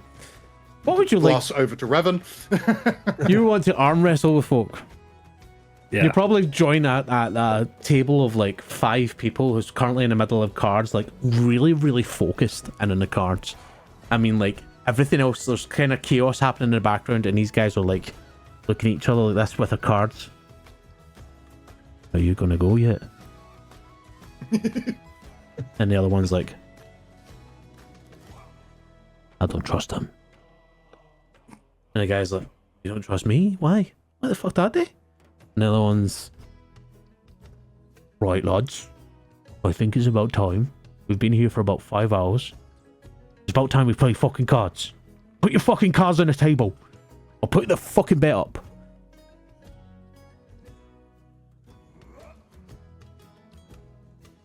If you guys are struggling and playing cards, how about another gambling? How much? I'll bet everything I have. That could be in an arm wrestle. The biggest guy goes, fuck it, I was out anyways. He puts down the cards and then looks at you and goes, right, how much do you have?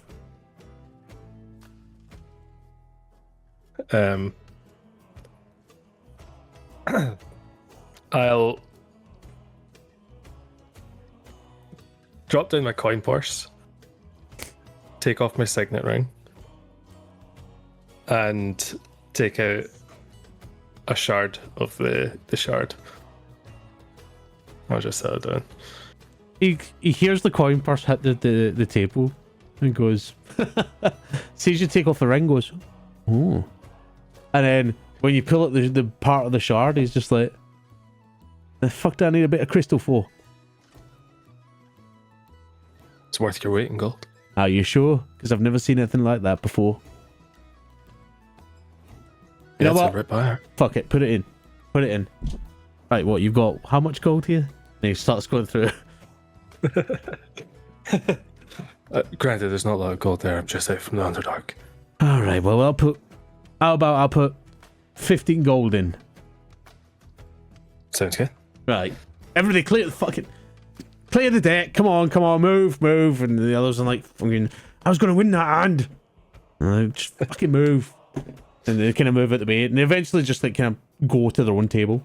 And leave him. He's like, right. Okay. Are you sure about this? Yeah. All right. Let's go. Well, roll an athletics check. Okay.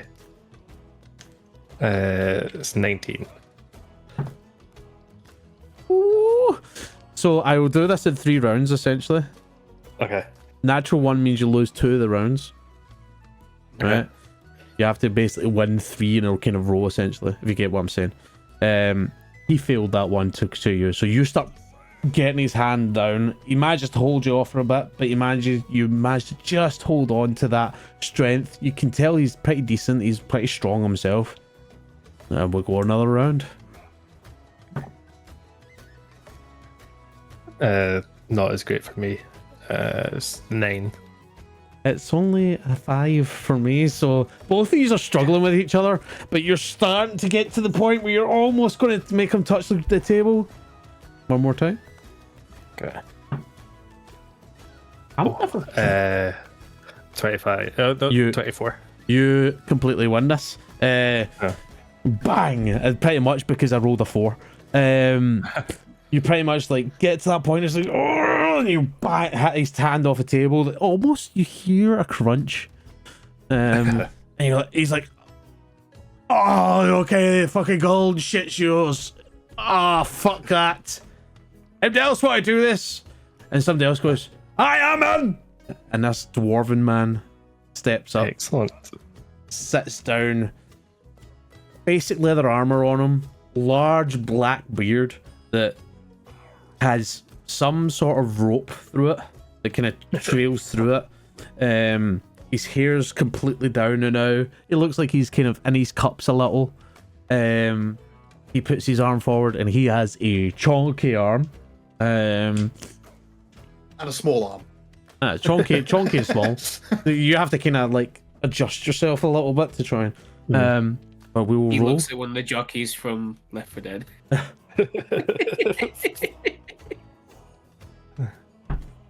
Ooh. I rolled a 21. 21. He beats me in that one. I rolled a 17. He starts pushing that first round, starts getting you. You realize, oh shit, this guy's got strength behind him. Like, and he's staring dead in your eye. He's not like budging. He's just staring. Next round. 25. Natural one. Oh. So you managed to pull it back towards 2 to essentially, if you think of it, 3 that way, neutral, 3 that way. You managed to pull it to the 1 towards yourself. Towards yourself winning. Again, we'll roll, and he's struggling now. He's like still staring you in the eye, but he's like. I give him a little kissy face before this one and try and distract. Give me a Persuasion. yeah.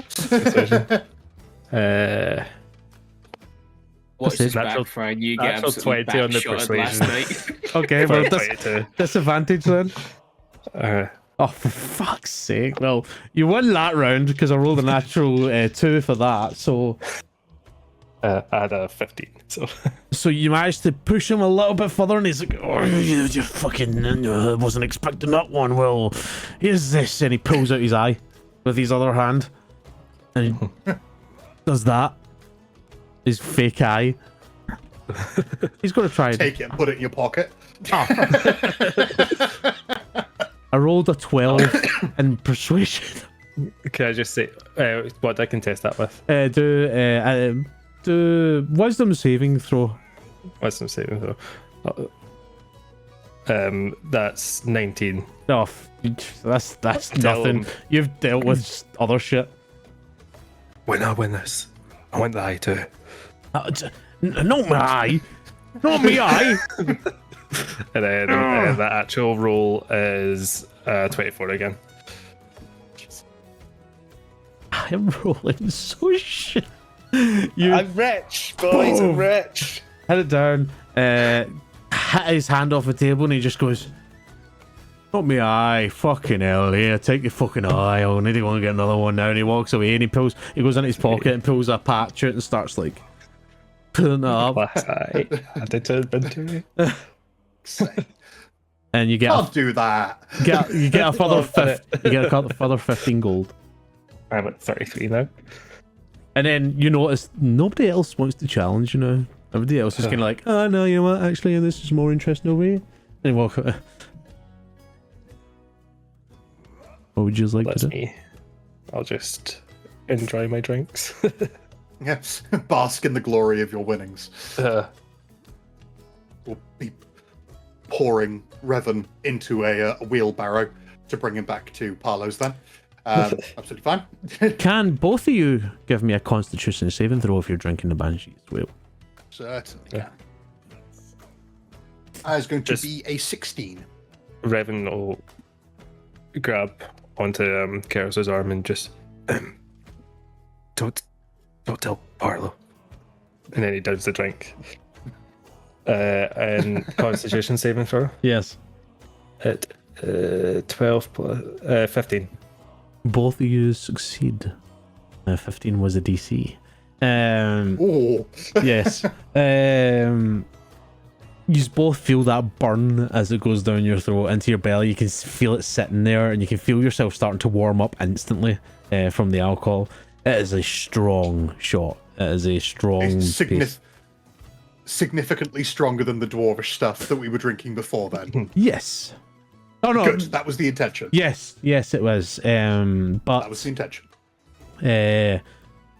you managed to hold your own. You don't get completely drunk. You're probably a wee bit tipsy, essentially, but it was more for the case if you end up like fucking Astocious. But the night carries on, and then another man starts up with another song. Now, if you don't mind, I will turn down Kenku a little because that'll put me off of the beat. And that's one you know as well, Keros. This is another one that gets sung quite a bit, especially when you're out at sea and storms and the likes. And it's more of a case of a glimmer of hope, right? And the starless war when the skies turn black, and the abyss poured down with the demons crack. One sailor stood where the rift did roar, and gave his soul to seal the door. And then everybody joins in. So raise your glass and heed the wave. The sea don't care for the bold or brave. A golden coin in a deep unknown. Control the beast or be dragged to bone. And then the guy who started the song starts singing again. He sank below in a dark abyss, twisted to something the gods would miss. Now tentacles rise where the shadows churn, and a drowned sailor will never return. And then chorus again. So raise your glass and heed the wave. The sea don't care for the bold or brave. A golden coin in a deep unknown. Control the beast or be dragged to bone. And then the next, again, he takes over. He smashed for pain with a watery fist. He tears down ships in a screaming mist. Yet whispers tell of the cursed man's gold. Whoever holds it can take control. And then again, everybody kind of joins in. So raise your glass and heed the wave. The sea don't care for the bold or brave. A golden coin in a deep unknown. Control the beast or be dragged to bone. And then everybody kind of just starts chanting in their own little verses. There's little different parts that people start singing, but that's the main gist of it. You do know... Is this the guy that was leading the last chanty as well? Yes. Well, you can tell probably from the voice because you would have heard it, yes. Just so you know, because this is something you wouldn't have in your notes, Farpain was a coastal town that was completely destroyed by the Kraken. If I can get that up. Excuse me, Kenku. Thank you very much. Everybody goes back to the drinks and starts playing their cards again. I'm going to keep an eye on the man that was... Going to keep an eye on the man who's leading the songs, just so I kind of know where he is. What you see is a man that is half elven, has a bandana around his head that's completely, I would say, stained essentially from sweat, sea salt, whatever else is around there. His shirt's kind of wide open at the moment.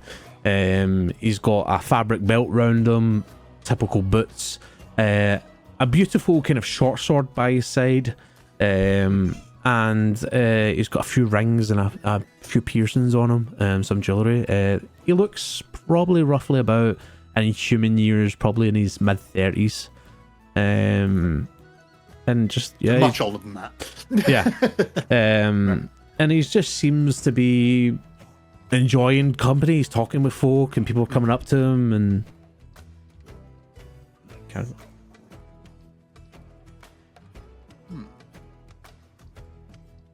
Okay.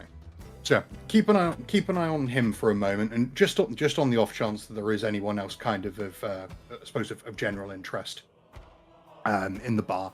Next time the barkeep scuttles on past, I am going to order one of his recommended drinks from earlier. How much was that? So that is 3 gold black rum for each. Captain's Folly, it's called. Captain's Folly, that was it. Yeah. So I will order myself one of those. Revan seems to be off on his jollies at the moment, so I can stop buying his drinks now that he has drinking money again. And I will ask the bartender as long as he brings the mug back over. By the way, looking for some information, potentially some goods, both of a sensitive nature. Anyone you might recommend asking? He kind of leans forward and sensitive in what sort of fashion? Well, the goods would be very fine black powder. Information, say something the Royal Navy wouldn't probably want out there. Okay. You'll probably want to speak to Larafin. And he points towards the loudest mouth in here. the singer, I assume. Yes, he does. Call him Larry. Call him Larry. Larry. Yes. Okie dokie. Interesting. Okie dokie. And as well to the others, if you do want to jump back to the tavern, please just do say as well. I was just about to actually jump back to the tavern. I'm pulling up another. I don't want to hog this entire section. So, I need to get Kenku to pull up this music. So you guys are sitting in the Parlo's tankards, and guards walk in to Parlo's tankards, and Parlo is currently out of the bar, maybe just polishing off glass, maybe talking to somebody. Chris stops and goes, "You alright there, lads?" And they walk in and go, "Just doing our inspections." He's like, "Don't normally come down this way. What's you the word?" He's like, "Yes." And they walk up, and they have a conversation in a kind of corner you just don't really hear. You hear little bits, and it's just like, yeah, right. And then it's like, word is the apparently this molasses been around, and then that's all you hear. You definitely hear the word molasses, Galen. And Parlo's kind of talking, and then they both like nod at each other, and Parlo goes over and pours a quick glass for them. Off to the side, they take it, and then they walk back out. So the guards leave? Yeah, the guards just leave after they talk to Parlo. I'll look at my two companions and just say, "And if you don't mind me, I've got a conversation to have." And I'll head up to the bar. Just lift my cup in. You go up, and Parlo's now like just kind of sorting out the glasses. Like I said, it is becoming more late evening. We're starting to get into the kind of 9 o'clock now aspect, and he's just sorting out the glasses and sees you approaching. Another. Actually, I'm here to ask you about what those two guards had just said. Did they have any sort of braid on them, or is it just normal city guard? They are just normal city guards. Okay. I heard them mention the name Malassa. Is there any information you can spare? I am.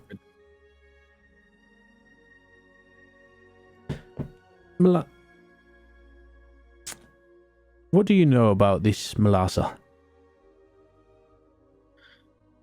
I know what a weapon of choice is.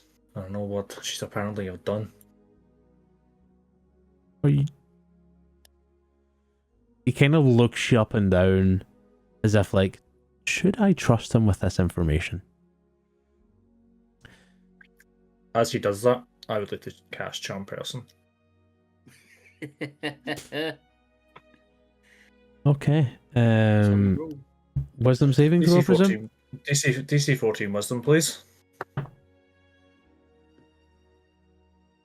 Just a fighter.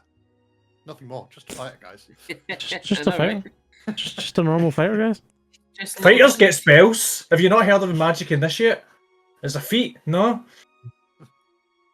To be fair, Revan also has that feat. He's just a fighter. You feel the magic take hold. Tell me how does that? How do you manage to do that? What's your magic look like? What are you doing in that moment? I'm just looking at this spell so I can try and flavour it a certain way.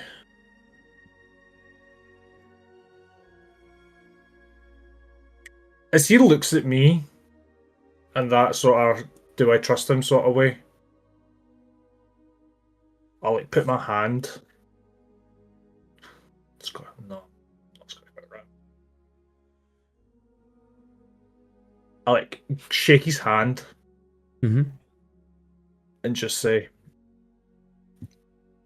Your friend Revan, trust me.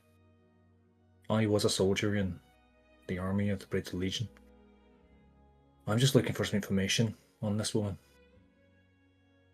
You watch that magic take effect in his eye. You feel it as well take that hold, and he just kind of relaxes a little bit more.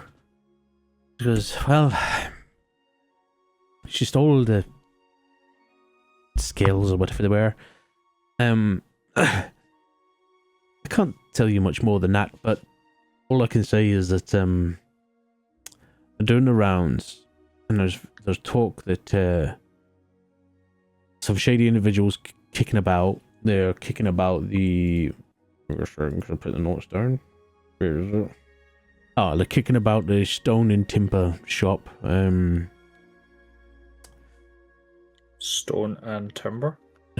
Yeah, stone and timber. That's just a building supplies, woodworking shop type thing. They don't know if it's connected, but they know the boys, the Golden Scarabs.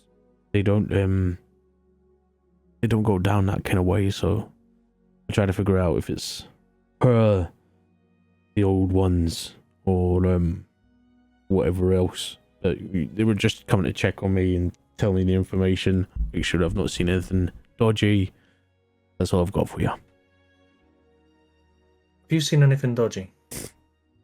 Apart from you lot, no. And why does did you say the guards don't go down there? Or Oh no, the boys, the Golden Scarabs. They don't go down there. the Golden Scarabs. Is that who Raven and Which you don't know. Keros spoke to? Yeah, but No, I don't. Yeah. Yeah. I'm just trying to differentiate the two groups. That's fine. But now that you've said that Revan trusts you and you've charmed him, he's just like, okay, well, you must know about it all. That's fine. Did they say any sort of time when they think that they're going to hit it? Did they say any more than that? Just that they've been hanging around the area. Like I said, the boys don't go down there, so don't know. Okay. You've been a great help. I'll go and feed that information back to my friends over there, and we'll see what we can do. All right. I understand that that the wings is quite an important artifact that needs to be returned to the museum, and if I can get that back, then the wings scales, just scales. Scales. Sorry, I misread that. Yes, yes, the scales. Yeah. If we can get them back to the museum, then perhaps it get me one step closer to going back home. Hopefully so, because it will help the boys out. It really will help the boys out. But anyways, another drink? What are you doing? Yeah, I'll take another bottle for the table for me and the rest of them. On Revan's tab. On Revan's tab. Revan's racking up a hell of a tab. Yeah. He prepares another bottle, comes over with it, puts it down for you guys to enjoy. And I'll head back up to the table and I'll feed that information back and just say, I think we've got the lead on our female. Fantastic news. Where can we try to meet her? Apparently, we can go down to the stone and timber shop. Did you gave me a rough idea where that was, direction wise? Nope. No. I'll go back up and ask for a rough direction Did to. we see that on our travels? I would say no, actually, you wouldn't have seen. It's in a different district. But I would say you go up and you talk to Parlo, and he would give you a slight like, oh yeah, it's down there, go that way, and give you like rough directions towards it. Does anyone have any sort of way to get a hold of Revan and Keros? Perhaps meet them there. No. I mean, I would have, but I swapped out message for charm person. Oh, quite bold of you to announce your spell list. No, I do not have a way to get into contact with them two. We would just have to wait for them. And But it's good we have a location. Yes. The only thing is, I don't know how long it's going to be before they perhaps take a strike at that place. By them, do you mean the guards, or? Not the guards. I'm going to assume it's this new group. Oh, okay. I mean, all I know is they deal in the dark, the underworld. We've got the underbelly of criminals. Her name is Malassa, so if you hear that name being said, then we're on the right track. And then, like I said, she's got that rapier. That's probably going to be the biggest thing that's going to put her on the scent. Mm-hmm. This criminal underworld stuff, I seem to be getting tied into a lot of it these days.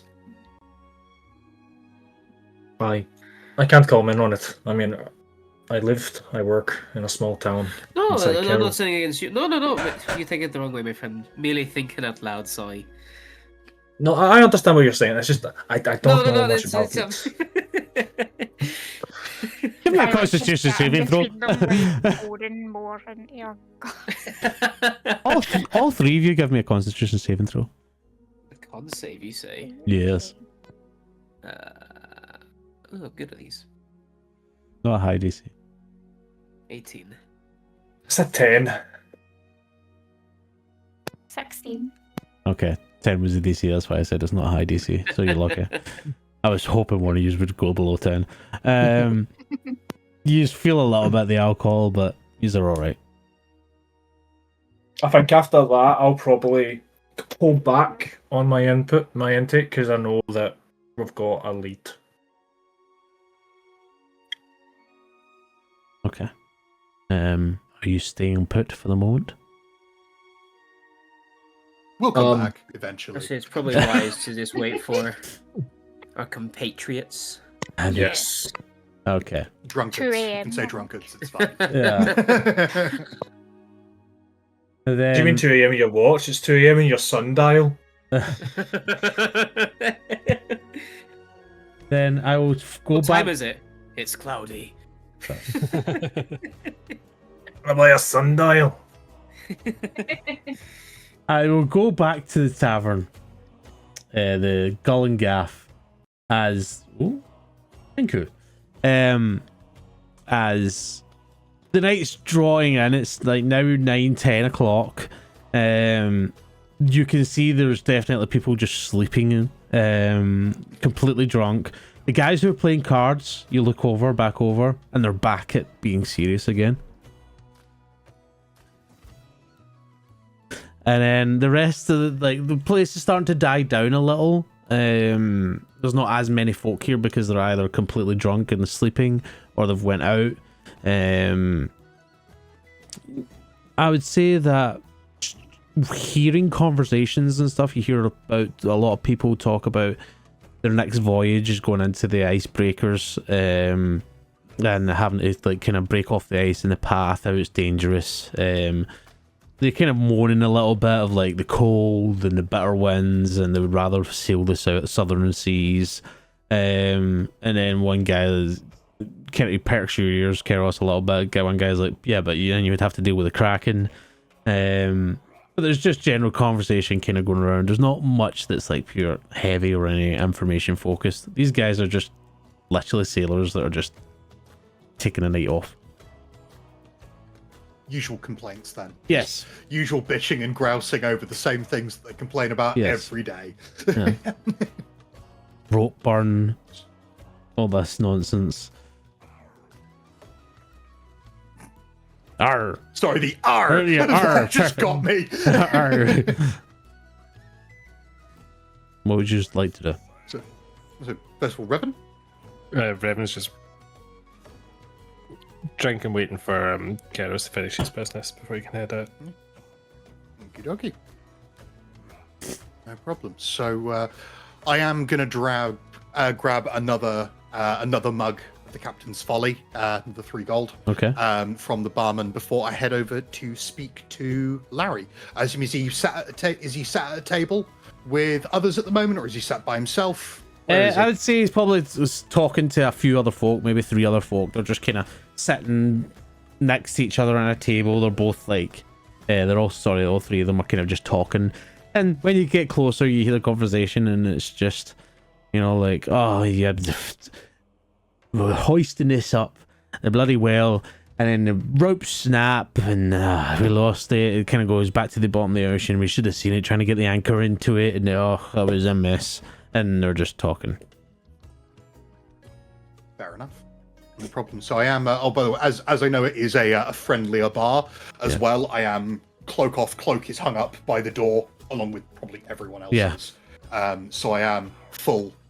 My fishness is on display. The fishiness. My fishiness is fully on display for everyone to see. Not to smell, but to see. It already smells of fish in here. You're fine. You're masked. It's fine. It's fine. It's fine. But yeah, no. So I will I'll sidle on over to the over to the table, and I will I plonk one of the mugs down in front of Larry. I sort of raise my own mug to him. Drink for the drumbeat. Oh, of course. And hats off yours and takes like a nice deep sip. Yeah.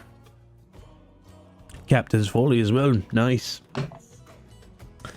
Well, what can I do for you, friend? Name's Larry. Nice to meet you. Keros. Clasp wrists with him. Hey, give me an insight check.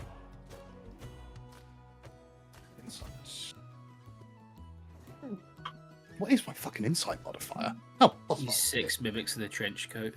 19.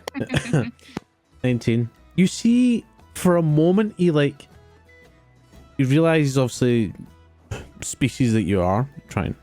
Yeah. And holds your arm for a second, looking at you, and then relaxes and goes back to like friendly, smiley hi. Yeah. Okay. I'm going to make sure that I am, at the very least on my guard. Yeah. Slightly. I was having a chat with the barman. He said you might have, you might be interested in having a chat. Oh. Well, Brannick, he's a good lad, so, what are you after? What's your topic of the day? Well, Karen's going to pull out one of the stools by the table and sit down. And he stops you for a second? Private, or...? Yeah. Private would probably be better. He looks at the other two, and they get up and they walk away. Alright. What can I do for you? 2 things, primarily. 1, goods. 2nd is information. Mm-hmm. Looking for fine black powder. Pistol mark. Shot, if you can get it. Interesting. He leans forward and looks around first, and then just kind of very silently, very whispery. Your brother's with Reris. How do you know Reris? He's the one that freed your little black fine powder equipment.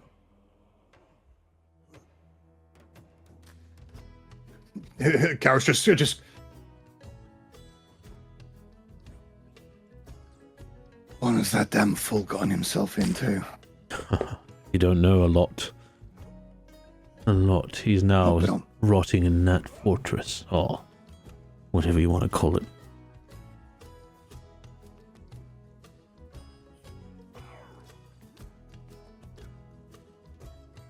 So now I know that again.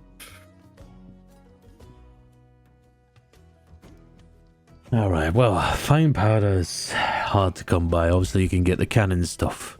But as far as I know, from what I've been told, it doesn't really work well for your little cannons. No. Too coarse. Too many impurities. I'll be honest with you, I'm not fully connected. But I can make some word go around. Privately, of course. You might need to go towards the southern tail of Pathora again. Because I presume you didn't come from the north. No. Trail's probably leading back that way anyway. Always south. Hard to get these things. Very, very, very hard to get. As far as I've been told, they were a ship transporting these weapons designed. And your brother and his ship and his crew, well, not his ship, he was first mate, but they sprung a little heist on the seas. What they didn't realise was this thing was being hauled and protected. They managed to get some of the weapons, get it out there, scatter. The rest of them all went down with the ship, or in the cells themselves. The only one that's a mystery is the captain. The Amber Storm. That's the name I picked up. She's gone. The ship that was being tugged or doing the tugging? Oh no, the Amber Storm was the ship that they were on.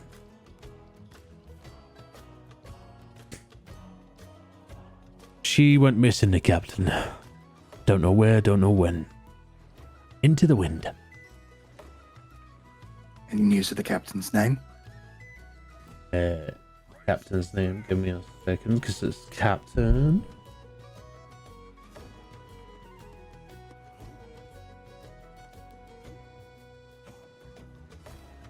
Sorry, I should have had that up there.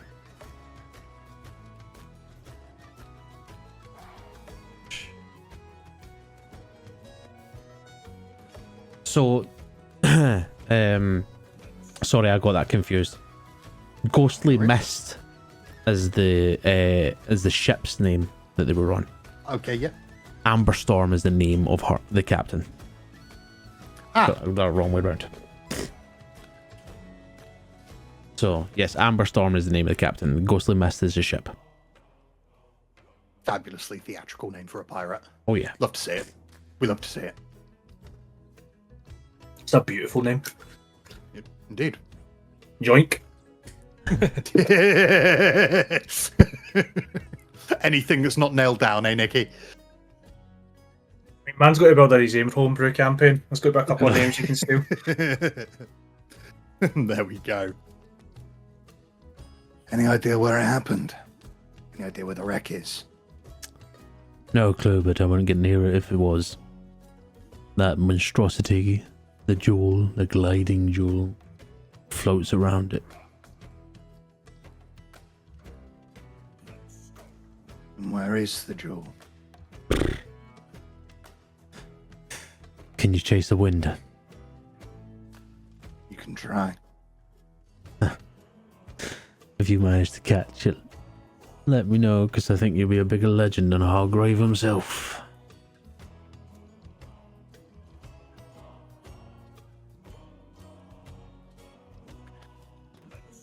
On the subject of interesting ships, any news on the Piercing Silver? Last I heard, she'd vanished. Oh, well, that's the last I heard too. Vanished, gone, disappeared in the night. There was talks of it being hunted. That's obviously legends. Kraken took it. But one night it was there, one night, next night it's gone. Couldn't tell you much more. Garrus is just going to lean forward. Wasn't Kraken that got her. Vanished. When I say vanished, magic. Well, that's interesting, because the captain, he was banging on about magic all the time. Know the captain's name? Captain Vulture, Mr. Denton Caslop.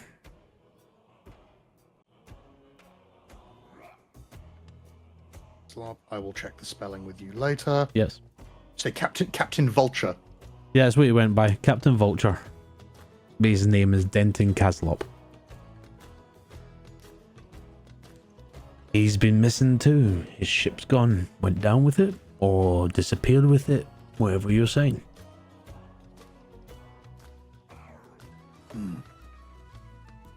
Ever heard tale of such thing? Anything on the winds? Magic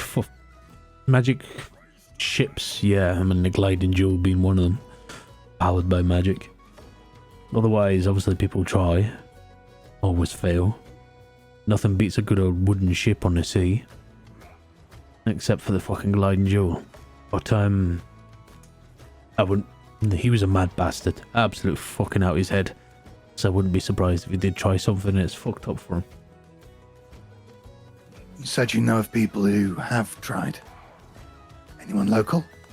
No one local here. Well, I say not local to Rassalen, but you can go south. You definitely meet a few Mad Hatters in Peregrine.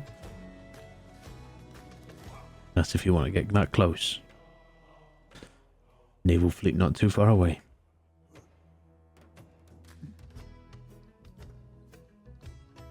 Just gonna quickly check a couple of other bits.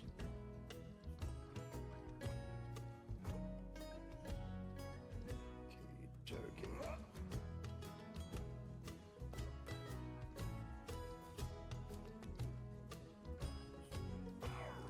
Have you been to Maritime Blessing? You have, just so you know. I have, yes. That was in Chauvin, wasn't it? No, that was Pericon. No? Pericon one, sorry, yes. The one that was like an actual fucking ship on land, essentially, and half of it moved, half of it didn't. Yes, I know the one you mean. Yes. One of the ones that when bloody Matt here told me about his tavern that he had for me, I was like, for fuck's sake, your fucking mind's connected again with the blessing side of things. Anyways, this was the one with the relic from the Starless War, wasn't it? yes, indeed. Up on the wall. Yeah. Go there, I've talk stopped by. to the one called Pam. She's always there. Well, generally always there. If not, check a few gutters around the place. She might... Pam, you said. Pam. She might be able to tell you more about the magics and people fucking around, but make sure no ears.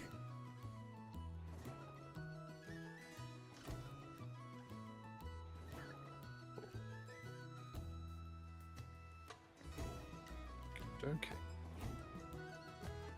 Interesting. Okay. And, I suppose finally there. Any word on, Anne or Sea Witch? Avoids corruption. They keep him well. Last I heard, they were going around the Malsea Islands trying to pick on some ships here and there for plunder. I wouldn't be surprised if they start going back towards the Black Lagoon soon to take the plunder back there. Enjoy it. So long as they're still above water. Last I heard, and that was last week, so... Good. Wouldn't do to see those two in chains. Two crazy bitches on the sea. Yeah, I wouldn't be surprised if they ended up in chains. They would be back out of them before long.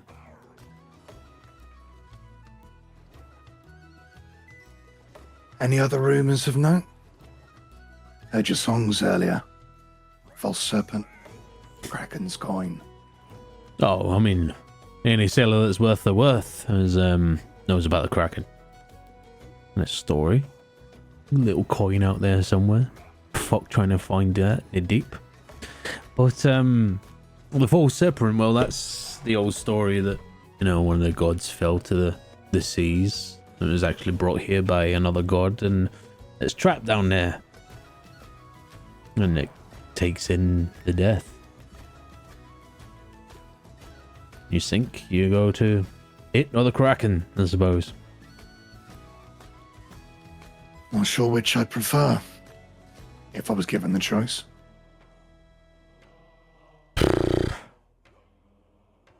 That's a hard one, actually. Probably Kraken. I would like to fucking see the thing.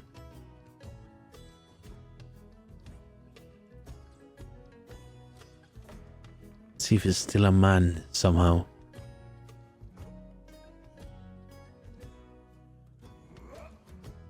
Still a man. Oh, you know the story. That's. I do. I know Yeah. this story? Yeah. Okay. You know that during the Starless War, there was rifts of the abyss that was opened. The largest one was under Yep. the sea. And the pirates, the privateers, the naval fleets all came to a truce to try and stop this abyss seeping in. And the last rift was that largest one. And they were fighting all sorts of demons and creatures that were coming out of the abyss. And one ship managed to get to the rift. Most of the people ripped apart. And one sailor dived into the sea and swam to the bottom as much as he could. And he had no way to close the rift. The only way he could think was to give his soul. He gave his soul, closed the rift, and apparently the legend is the soul was manipulated, twisted, and completely disfigured. And what came out was the Kraken. And he only had one coin on him at the time that he went down. And that coin is now the Kraken's coin. It apparently holds his soul and you can control him. So goes the legend. So goes the At the legend. very least. Okie dokie. Last thing, bit more of an innocent question, I suppose. Any scholars on the Starless War or anyone with a particular interest in the town? I mean, it's a maritime story because obviously it was the first time ever that everybody truced and decided, okay, let's fight these things rather than fight each other. But mostly legends and talks. Maritime Blessing has a relic from it, one of the ships. Scholars, I wouldn't know. I'm mostly on the seas. I don't know much inland. Unfortunately, I can't help you there. No, I'm done. I think that does kind of cover everything for me. So I have some rope, have some strings to pull on. Fabulous. All right. Well, I won't talk your ear off for the rest of the evening. I appreciate it, Keros. Lift the mug again. And then he goes deep. See you out on the seas. If you see me, you better run. And he laughs. Right. I need to get the fuck out of here. And he stands up and goes, stretches. I'm back to the old sea. And walks off. You mentioned the short sword earlier as well. Is anything sort of particularly of note about it? Give me a perception check. Now that he's actually stood up and it's in, full view. 18 for 20. Oh, yeah, 18 for 21. You see... 23. You see, because obviously it's sheathed, you see the hilt is designed like the typical look of a kraken, the octopus type aspect. That is like, that's the hilt, like part of its tentacles sit out. You see that there's barnacles up the kind of the grip of the sword that it holds it, not barnacles in itself, it's just designed to give him like a better grip because obviously water essentially. But it looks like a nice short sword. There's nothing else that you can pick up from it. Okay. I will let that go. How drunk is Revan by this point? I don't know. Revan, how drunk are you? Oh wait, no, he's not wanting to spend too much money. He's just won it. Yeah. Well. Okie dokie. Well, yeah. I suppose that is me done in here for the time being. So yeah, ready to make tracks when Revan is. He's quite finished swindling sailors. I would say give me just a straight D20 roll. Me? Yeah. Below a 10, you lose money. Above a 10, you gain money. I got 16. Okay. So roll. Give me a D10 roll. 3. You get 30 gold. Oh, hell yeah. Jesus. Just by arm wrestling. You maybe lose a couple, but then you win them a couple more, and the stakes have went higher to the point that you've got 30 gold off of that. Enough to pay his tab when he comes back. Pretty much. It's coming out of the demon box, and then we're splitting what's ever left over. So, sorry, do you two then head back? Yeah. Yeah. I guess so, yeah. Just leave, and again, it's like that kind of nighttime now where the air's kind of a lot chillier, and there's not a lot of noise now. The tavern's starting to calm down a little bit more, and you eventually catch up with your friends, essentially, as you eventually get to Parlo's Tankards, which is like a good hour or so away. So this is now like What time midnight. do you call this? This is now like midnight-ish or so. These guys walk in. You can see Parlo's at the back, like just sitting on his bar top, and he's like, "Are they going to come back or not?"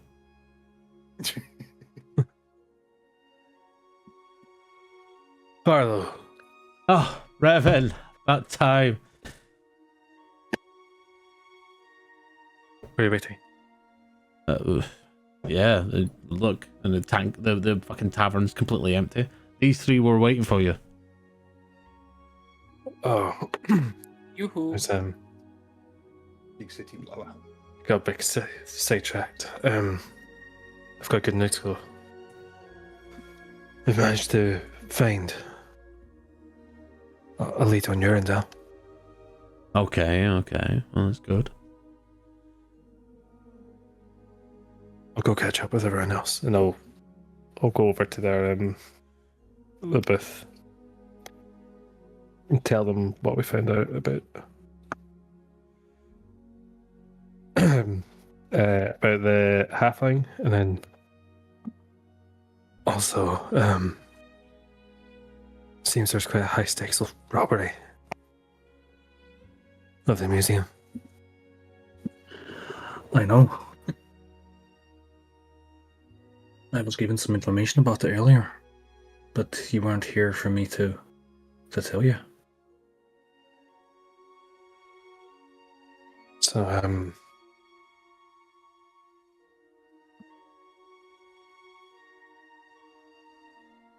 yeah, So what do you know? Oh, just that it happened. So I know that we're looking for a female. Her name is Melassa.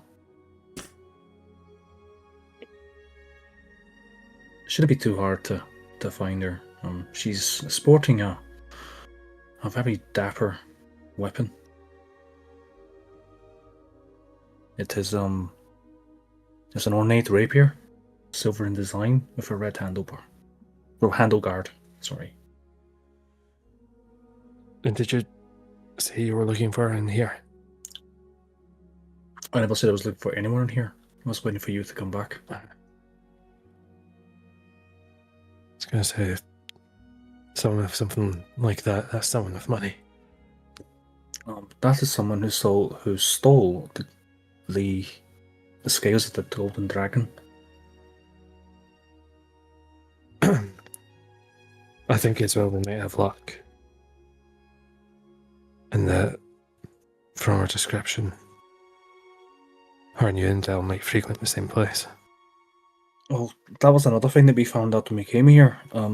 Apparently there's talk of some shady individuals hanging around the stone and timber. Would you happen to know where that might be, Revan? You would know. Yeah. It's not in this district, but I know where it is. It is past midnight now, and the majority of the people will probably be in the bed. So perhaps maybe we go and scout the place out for a bit, see if anything happens. Look, I know this is important to you, but we do have a lead from a very flightful individual. I think we need to go after the halfling first. Is the halfling perhaps involved in this? Do you have the halfling's name? Maybe they're Melassa. Well, I mean, we've just chased him all the way from Chauvin. Oh, no, that's the bard you're talking about? Yeah. Yeah. Right, okay. Yeah, sorry. First wires. And I'll be damned if I need to go back down to Chauvin just to hunt him down. I mean, it was the main reason you came here. I've got to stick around here for a I just thought I was tasked with doing this whilst I was here, so why don't I help you find your bard? And then when that's over and done with, we can look for her. Will help you find Melissa? Perhaps Melissa. there's an ornate rapier in it for someone. I don't like rapiers. Did I find out if this person's to be brought to an alive or dead? Just or to be stopped? Was anything like that said that I can remember? Your commander just asked you just to get basically information. If you can capture, then fair enough. You probably get the impression that it's alive. Okay. I mean, why don't we just let them hit the stone and timber? And then it means that we know that they've definitely struck there, and then we've got another lead on where to go on. Thanks, yeah. It's a good shout. Also, Karos, do you remember when we found that a box in the cave with the unfortunate Yes. circumstances? The delivery for Sylvester. The very same. Well, Violet and I earlier today actually found Sylvester. He is still, of course, interested in getting his box back, and there's 200 gold in it for us. Okay, So thanks. it might be worth considering dropping it off to him. He seems an odd sort, but deeply interested in dark magic, and that's right up his street. Curious to know how he came to learn of such a terrible artifact or object, but yeah. There's money Yes. to be made. Money to be made, and I'm not gonna lie, this box makes me feel very uncomfortable. True. We could get rid of it as fast as possible. We could do it first light. Sounds good. And then scout out this stone and timber shop.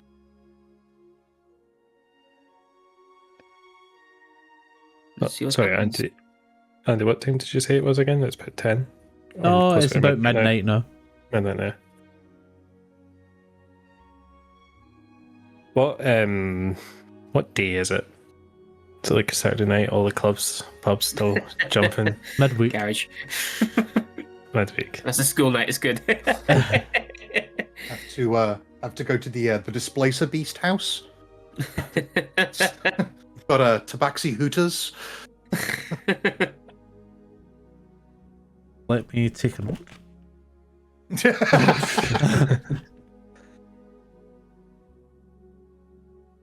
Again, I don't want to lose this bard.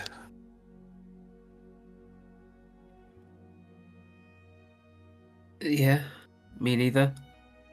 It's what brought us together, and we've been going across the map trying to find him. I'd rather not have to draw lines overlapping once more. But it is late. We don't want to rush into it either. We want to play it Agreed. smart.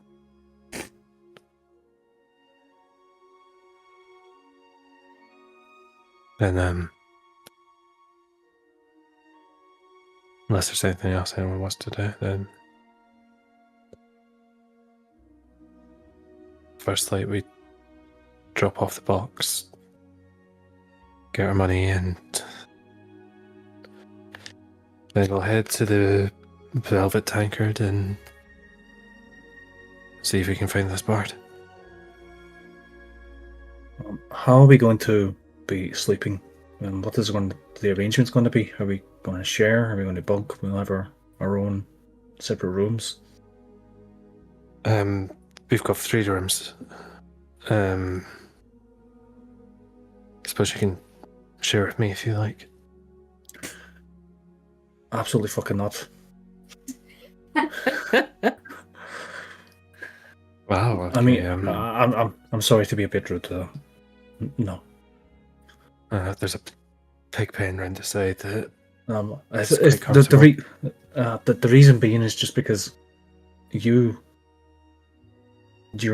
kind. You don't need to sleep all night. Unfortunately, I do. I don't need you interrupting my sleep. Well, if Very it smooth. makes if it makes you feel more comfortable, Kaylin, I can bunk up with you. Yeah, I think that's a good arrangement. I'm a fantastic spooner. Looks like I'm with you, Evan. Plus, it only makes sense that the only female of the party gets her own privacy and things like that. Appreciate that.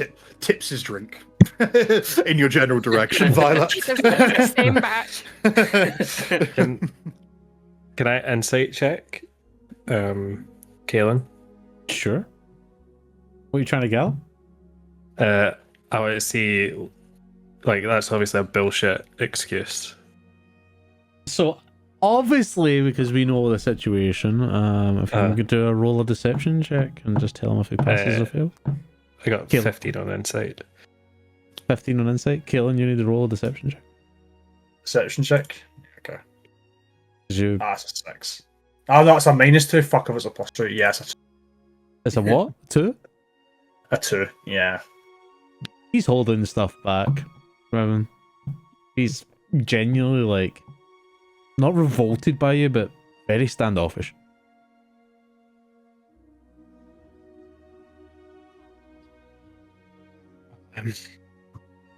Good night. As he said, stands up to okay, go to the room. You'll just turn around to Kaelin and don't let the spiders bite. I'm just going to ignore it. Just as you stand up and say that, you hear a shifting at the door as the door opens, and Parla goes, "Bit late, love." And in walks this female.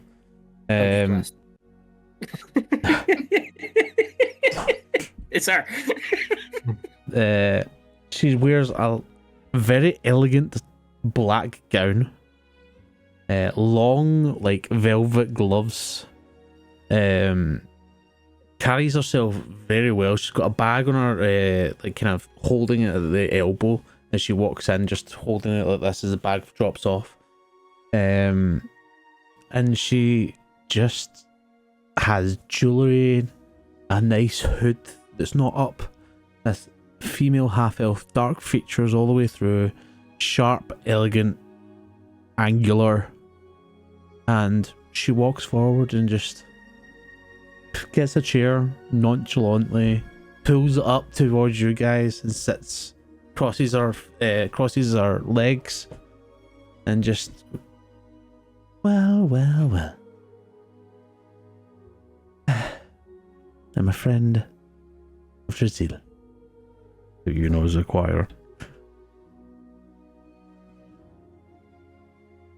Drazil was that? Sorry. Trizil, yeah, that's the Oh, choir. Oh, That was the name of the choir. You know what?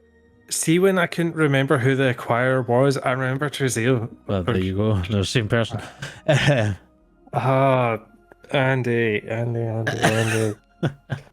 I was like, Andy, I feel like you're gaslighting me. Like, this person did not exist. You did? I think his the full name was Trizzle and Teterio, wasn't it? Yes, it wasn't. Or am I? Yes, yeah. And say, Drazzle and Errol from Stoneskip were his decoys. Yes, was people that because I remember things. Okay, I remember now. So much clarity. Oh, okay. She sits straight Taros back. visibly relaxes. She sits straight back, like legs crossed over. She just oozes like class and wealth almost. And Paolo's just like looks at her and she's just like, "It's okay, darling," and looks back towards you guys. He told me to well, find a party, and you wouldn't be. Let's say you wouldn't be missed. And she kind of looks towards Keros. Hey, I've been very circumspect. I've been wearing my cloak in all of the sensible places. I've been hiding my fishness. I'll have you know. She picks that up off you and just goes, Sailor decides to go to Sailor Town. Not hard to find, darling. Do we have the pleasure? My name is Celine Marchand. And she puts out her hand. Revan will take it delicately and give it a little kiss. She nods at you and pulls her hand back. So, our mutual friend told me to look out for you, to gather you folk, and then, well, you're after a certain individual for as far as I know. Yes, seems he's Rassalen at the moment. Well, as far as we know, he was seen here, but never seen again. What I do know is that this new party that's in town, the one that stole these golden scales, Urundal is apparently linked with them. You find them, you find Urundal. It seems like it's a mad race to find those golden scales.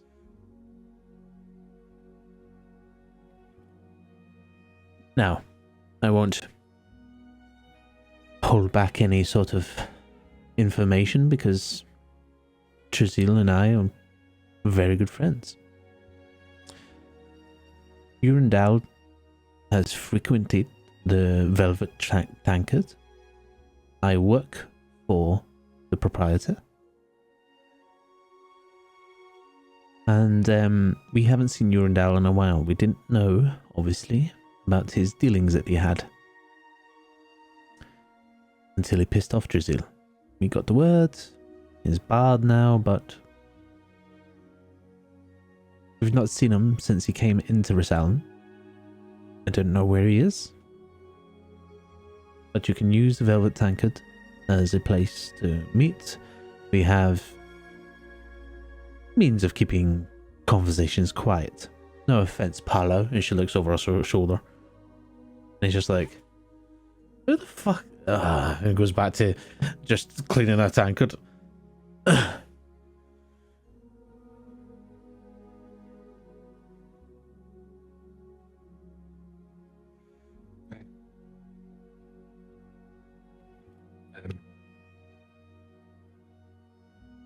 Seems like we'll be going after your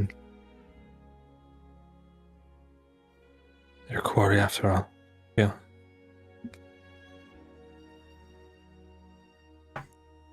Oh, pray tell. Quarry. Information's key. Can I do a little insight check? Sure, what you're trying to read over? I just want to make sure that this isn't someone like disguised trying to gather information or Sure. something along those lines, or try and mislead us. Just at this point in the conversation as well, Violet's just going to give it like a slightly audible sigh and just wander out to the bar instead. Towards the barkeep. Oh. Paolo looks up and goes, not impressed, are you? I don't like this underhanded, shady business, personally.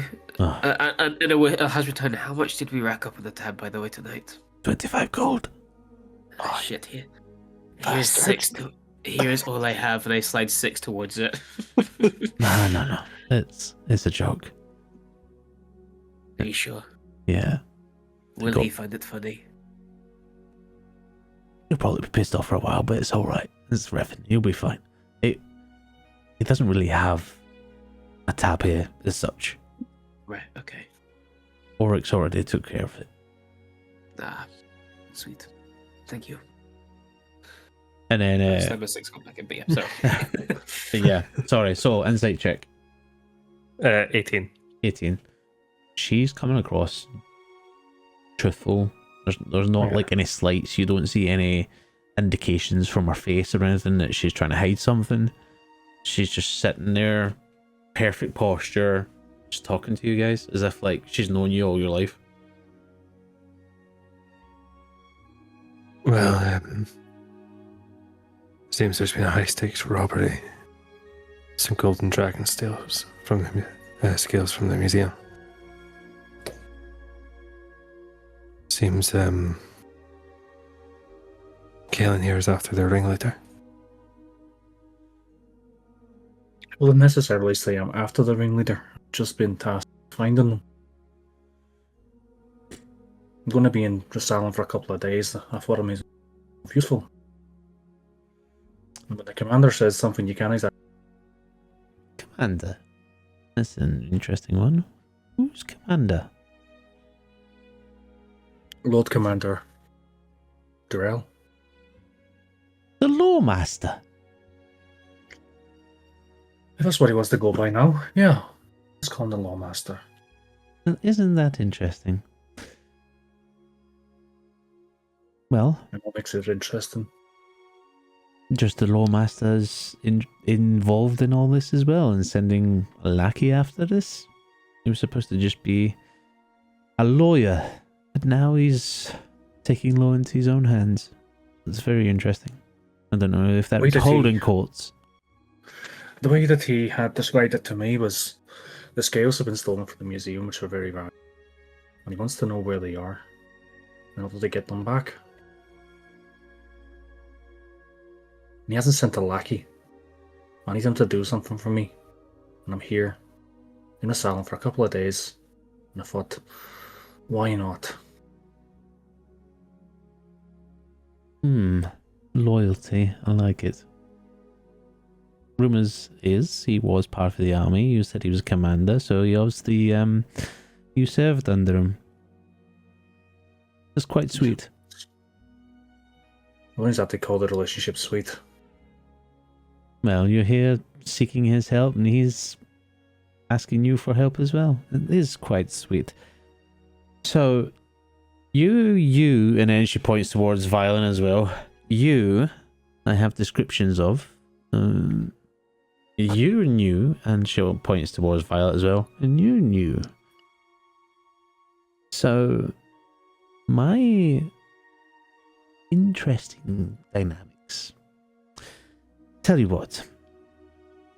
You have your night tonight, rest easy with Parlo here.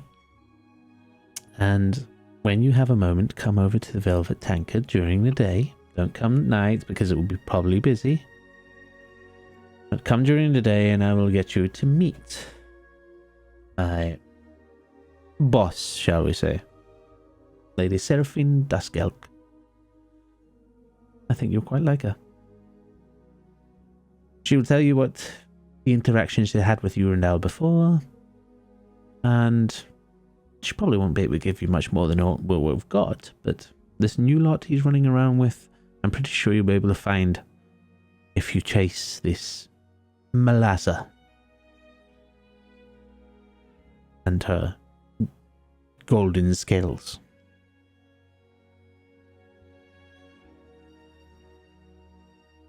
Celine, Yes. these scales, heard them mentioned a few times. Mm-hmm. Are they real dragon scales? Oh, very real as far as I know. That's why there's all this hullabaloo.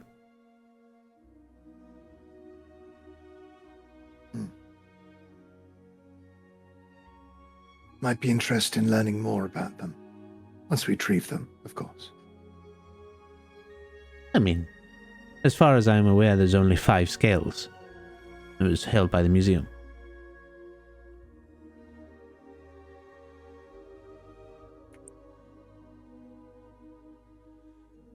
But, What they're thinking, if I kill a dragon, I'd skin it. Strange that there'd only be 5 from a beast that large. But when you're saying that, it may be 5 scales from a golden dragon, but even 1 scale from a creature that's not. They have 5, which has been taken. it's the scales, the dragon itself was a very iconic creature to the people, especially here in Rassalen. That's why the museum was built for, well, museum was built for other reasons, but that's why he had the scales in the museum. Protector of the people. And when it died, there was a joint decision by the councils that they would preserve part of them, which was the scales, to remind people of a story. If you go to the museum, you'll be able to see the information piece for them. But the rest of it, they, I believe, sent on to the afterlife. They done a ritual for it, and I'm not sure about that part, but that's the story, basically. So the whole city's up in arms that somebody stole the scales. You've obviously got the golden scarabs here. Everybody kind of looked towards them first, but golden scarabs have never really upset Rassalen. You then have the old mark, the criminal organization that is massive. So people think it might be them, but Trazil tells me that his friends have said that it wasn't them. And then we hear of this Melassa, this new player in town that's trying to do her own thing, and we found out that there was a link. That Urandal apparently used to talk of a Melassa before. That's all I have. Do you have a description of Melassa? No, I don't. Do you have anything about other than her name? Apart from the rapier that she carries. Silver-esque. Has a red handle guard. Very fancy and ornate looking. So you have no more. You don't have any other information than what we have. No, that's why everybody's scrambling. Nobody really has any information on this Melassa. How can a female have a rapier so distinct, yet no one can find her? She doesn't have to carry it all the time.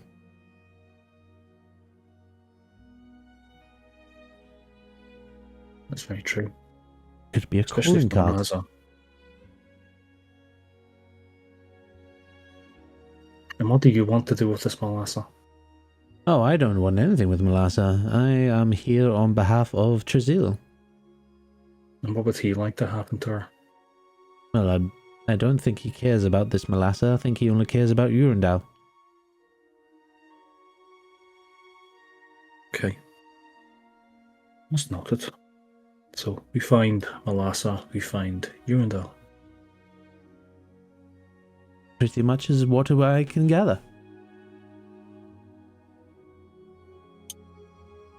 Now, if you don't mind, she kind of pulls part of her hair back behind her ear and she stands up. She goes over to Parlo and pulls out a pouch and puts it on the table. Thank you for having my company. And she walks away and Violet, you've been next to Parlo. He opens the pouch and there's 60 gold there in this pouch. I just do that thing with, like, as we both look down the gold pouch, we both sort of look up and make eye contact. It's just and she walks over to the chair, pulls it, puts it back in its position, walks back over to you guys and just says, I'll see you at the Velvet Tanker during the day. I'll see you tomorrow. Well, good night. And Keros, darling, if you don't want to be followed, you're probably better hiding yourself fully and think about where you're going.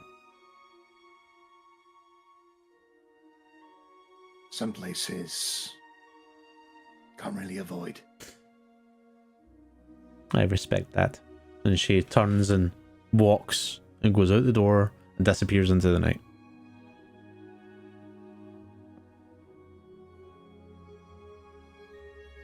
Well, that was convenient. good timing. Almost suspiciously so. How long have we been in Rassalen at this point? You've literally been a night essentially. It's like a couple of hours, yeah, right? No, you arrived like during the day. You arrived like just early, like just in the It's gonna be afternoon. our first night, yeah. Yeah. Yeah, call it 12 hours or so. Yeah.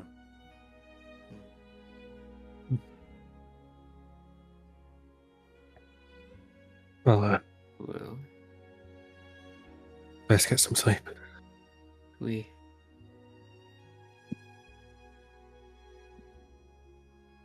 So, Okay. unless you are doing anything else, Violet, you have your own room. I believe Violin and Kaelin are bunking up, which means Keros and Revan are bunking up. The rooms are pretty basic. There's not a lot in them. Maybe a place to put up your shoes, hang some stuff, a basic bed, mirror. That's really about it. The bed's, I would say, moderately comfortable. Revan, you know these beds back of your hand. It's practically what you're used to now. There you go. I think for the first time, just in a place that Revan's comfortable, Keros will see him actually take off the armor. And he still pulls a chair over to block the door, and he sits in it and goes into his trance there. Yeah. Oh, you go. Sorry. I was going to say. I think this is the first time now. I think it is actually the first time we've seen you remove your armor, isn't it? So yeah, I say obviously I'm going to notice the. What do I see, Mr. the Ghost? I was just about to get to that. I was like, take off your armor. You see, it's they are quite fine clothes, but they are well worn. They're kind of like you can see like sweat stain and dirt, and even a little bit of like rust stains from where it's been sitting underneath the armor. Just like the metal fastenings and things like that. But just embroidered at the chest, there's a symbol that's just got two open palms and a spider sitting in the middle of it.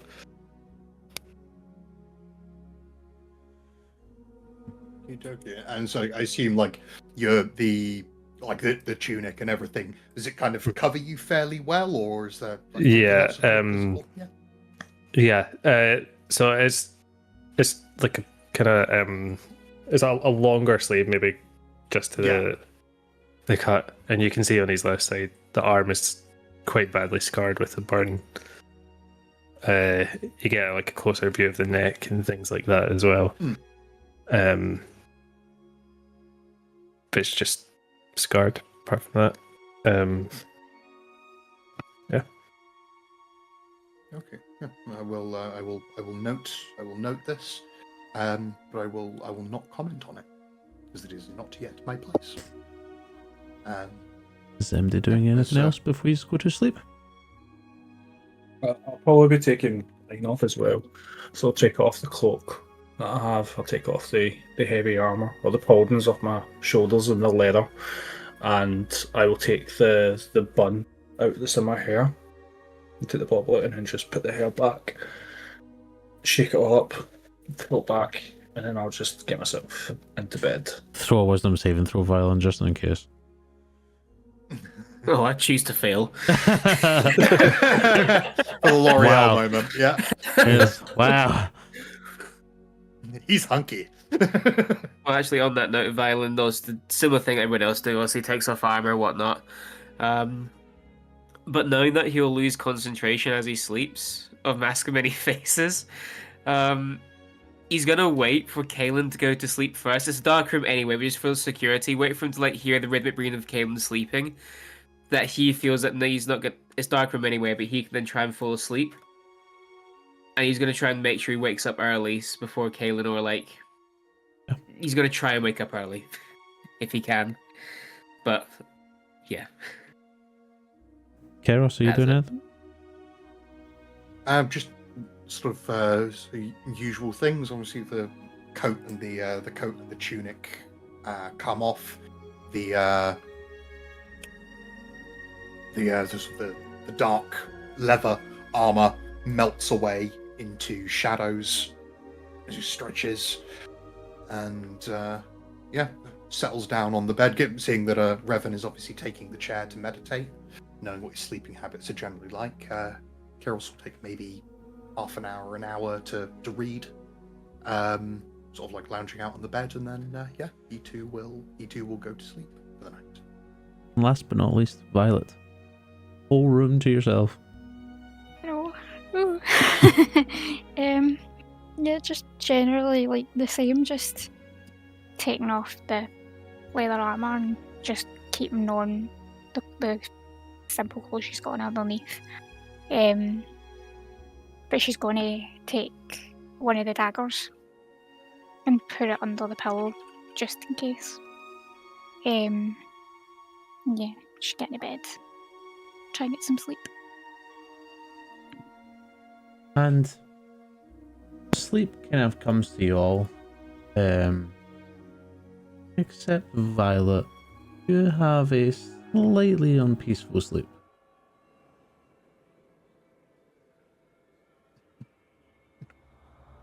Seeing those dark shadows again, you know they're there. But seeing it again brings back memories. Forest.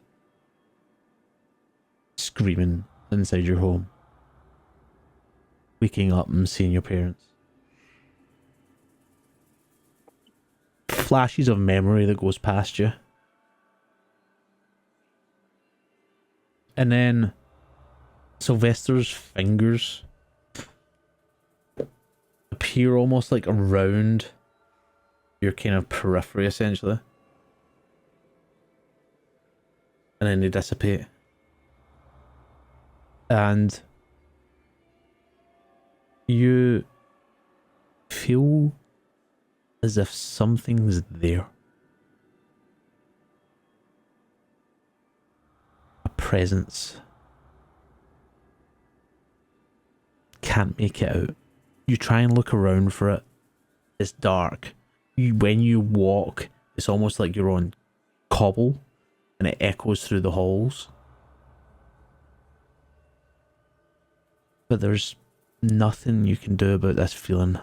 You can't pinpoint it and feel satisfied that that's it. And as you start to kind of lose hope of finding that closure from it, the darkness kind of sways a little and then becomes like smoke, and it's almost like it's starting to clear. And as it clears, you see your home raining heavily, and you see a man stumble up against the door,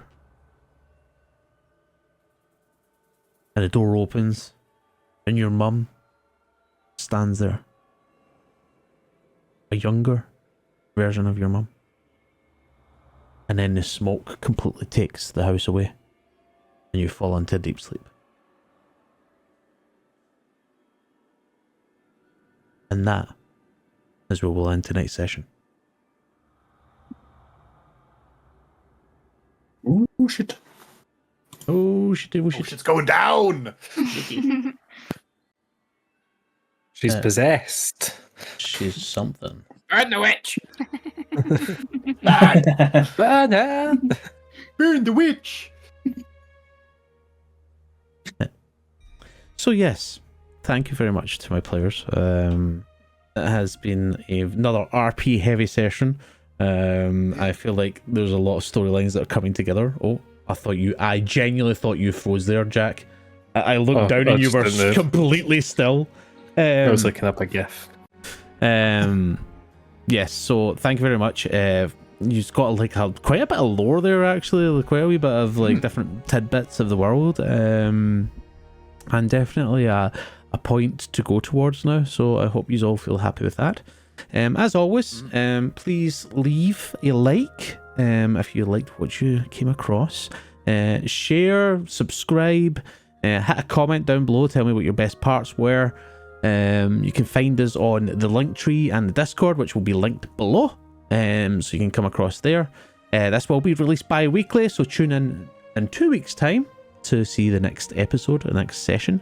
But otherwise, I believe that is a good night from us. So I would say good night. Good night. guys. Bye. Good night. Good night, everyone.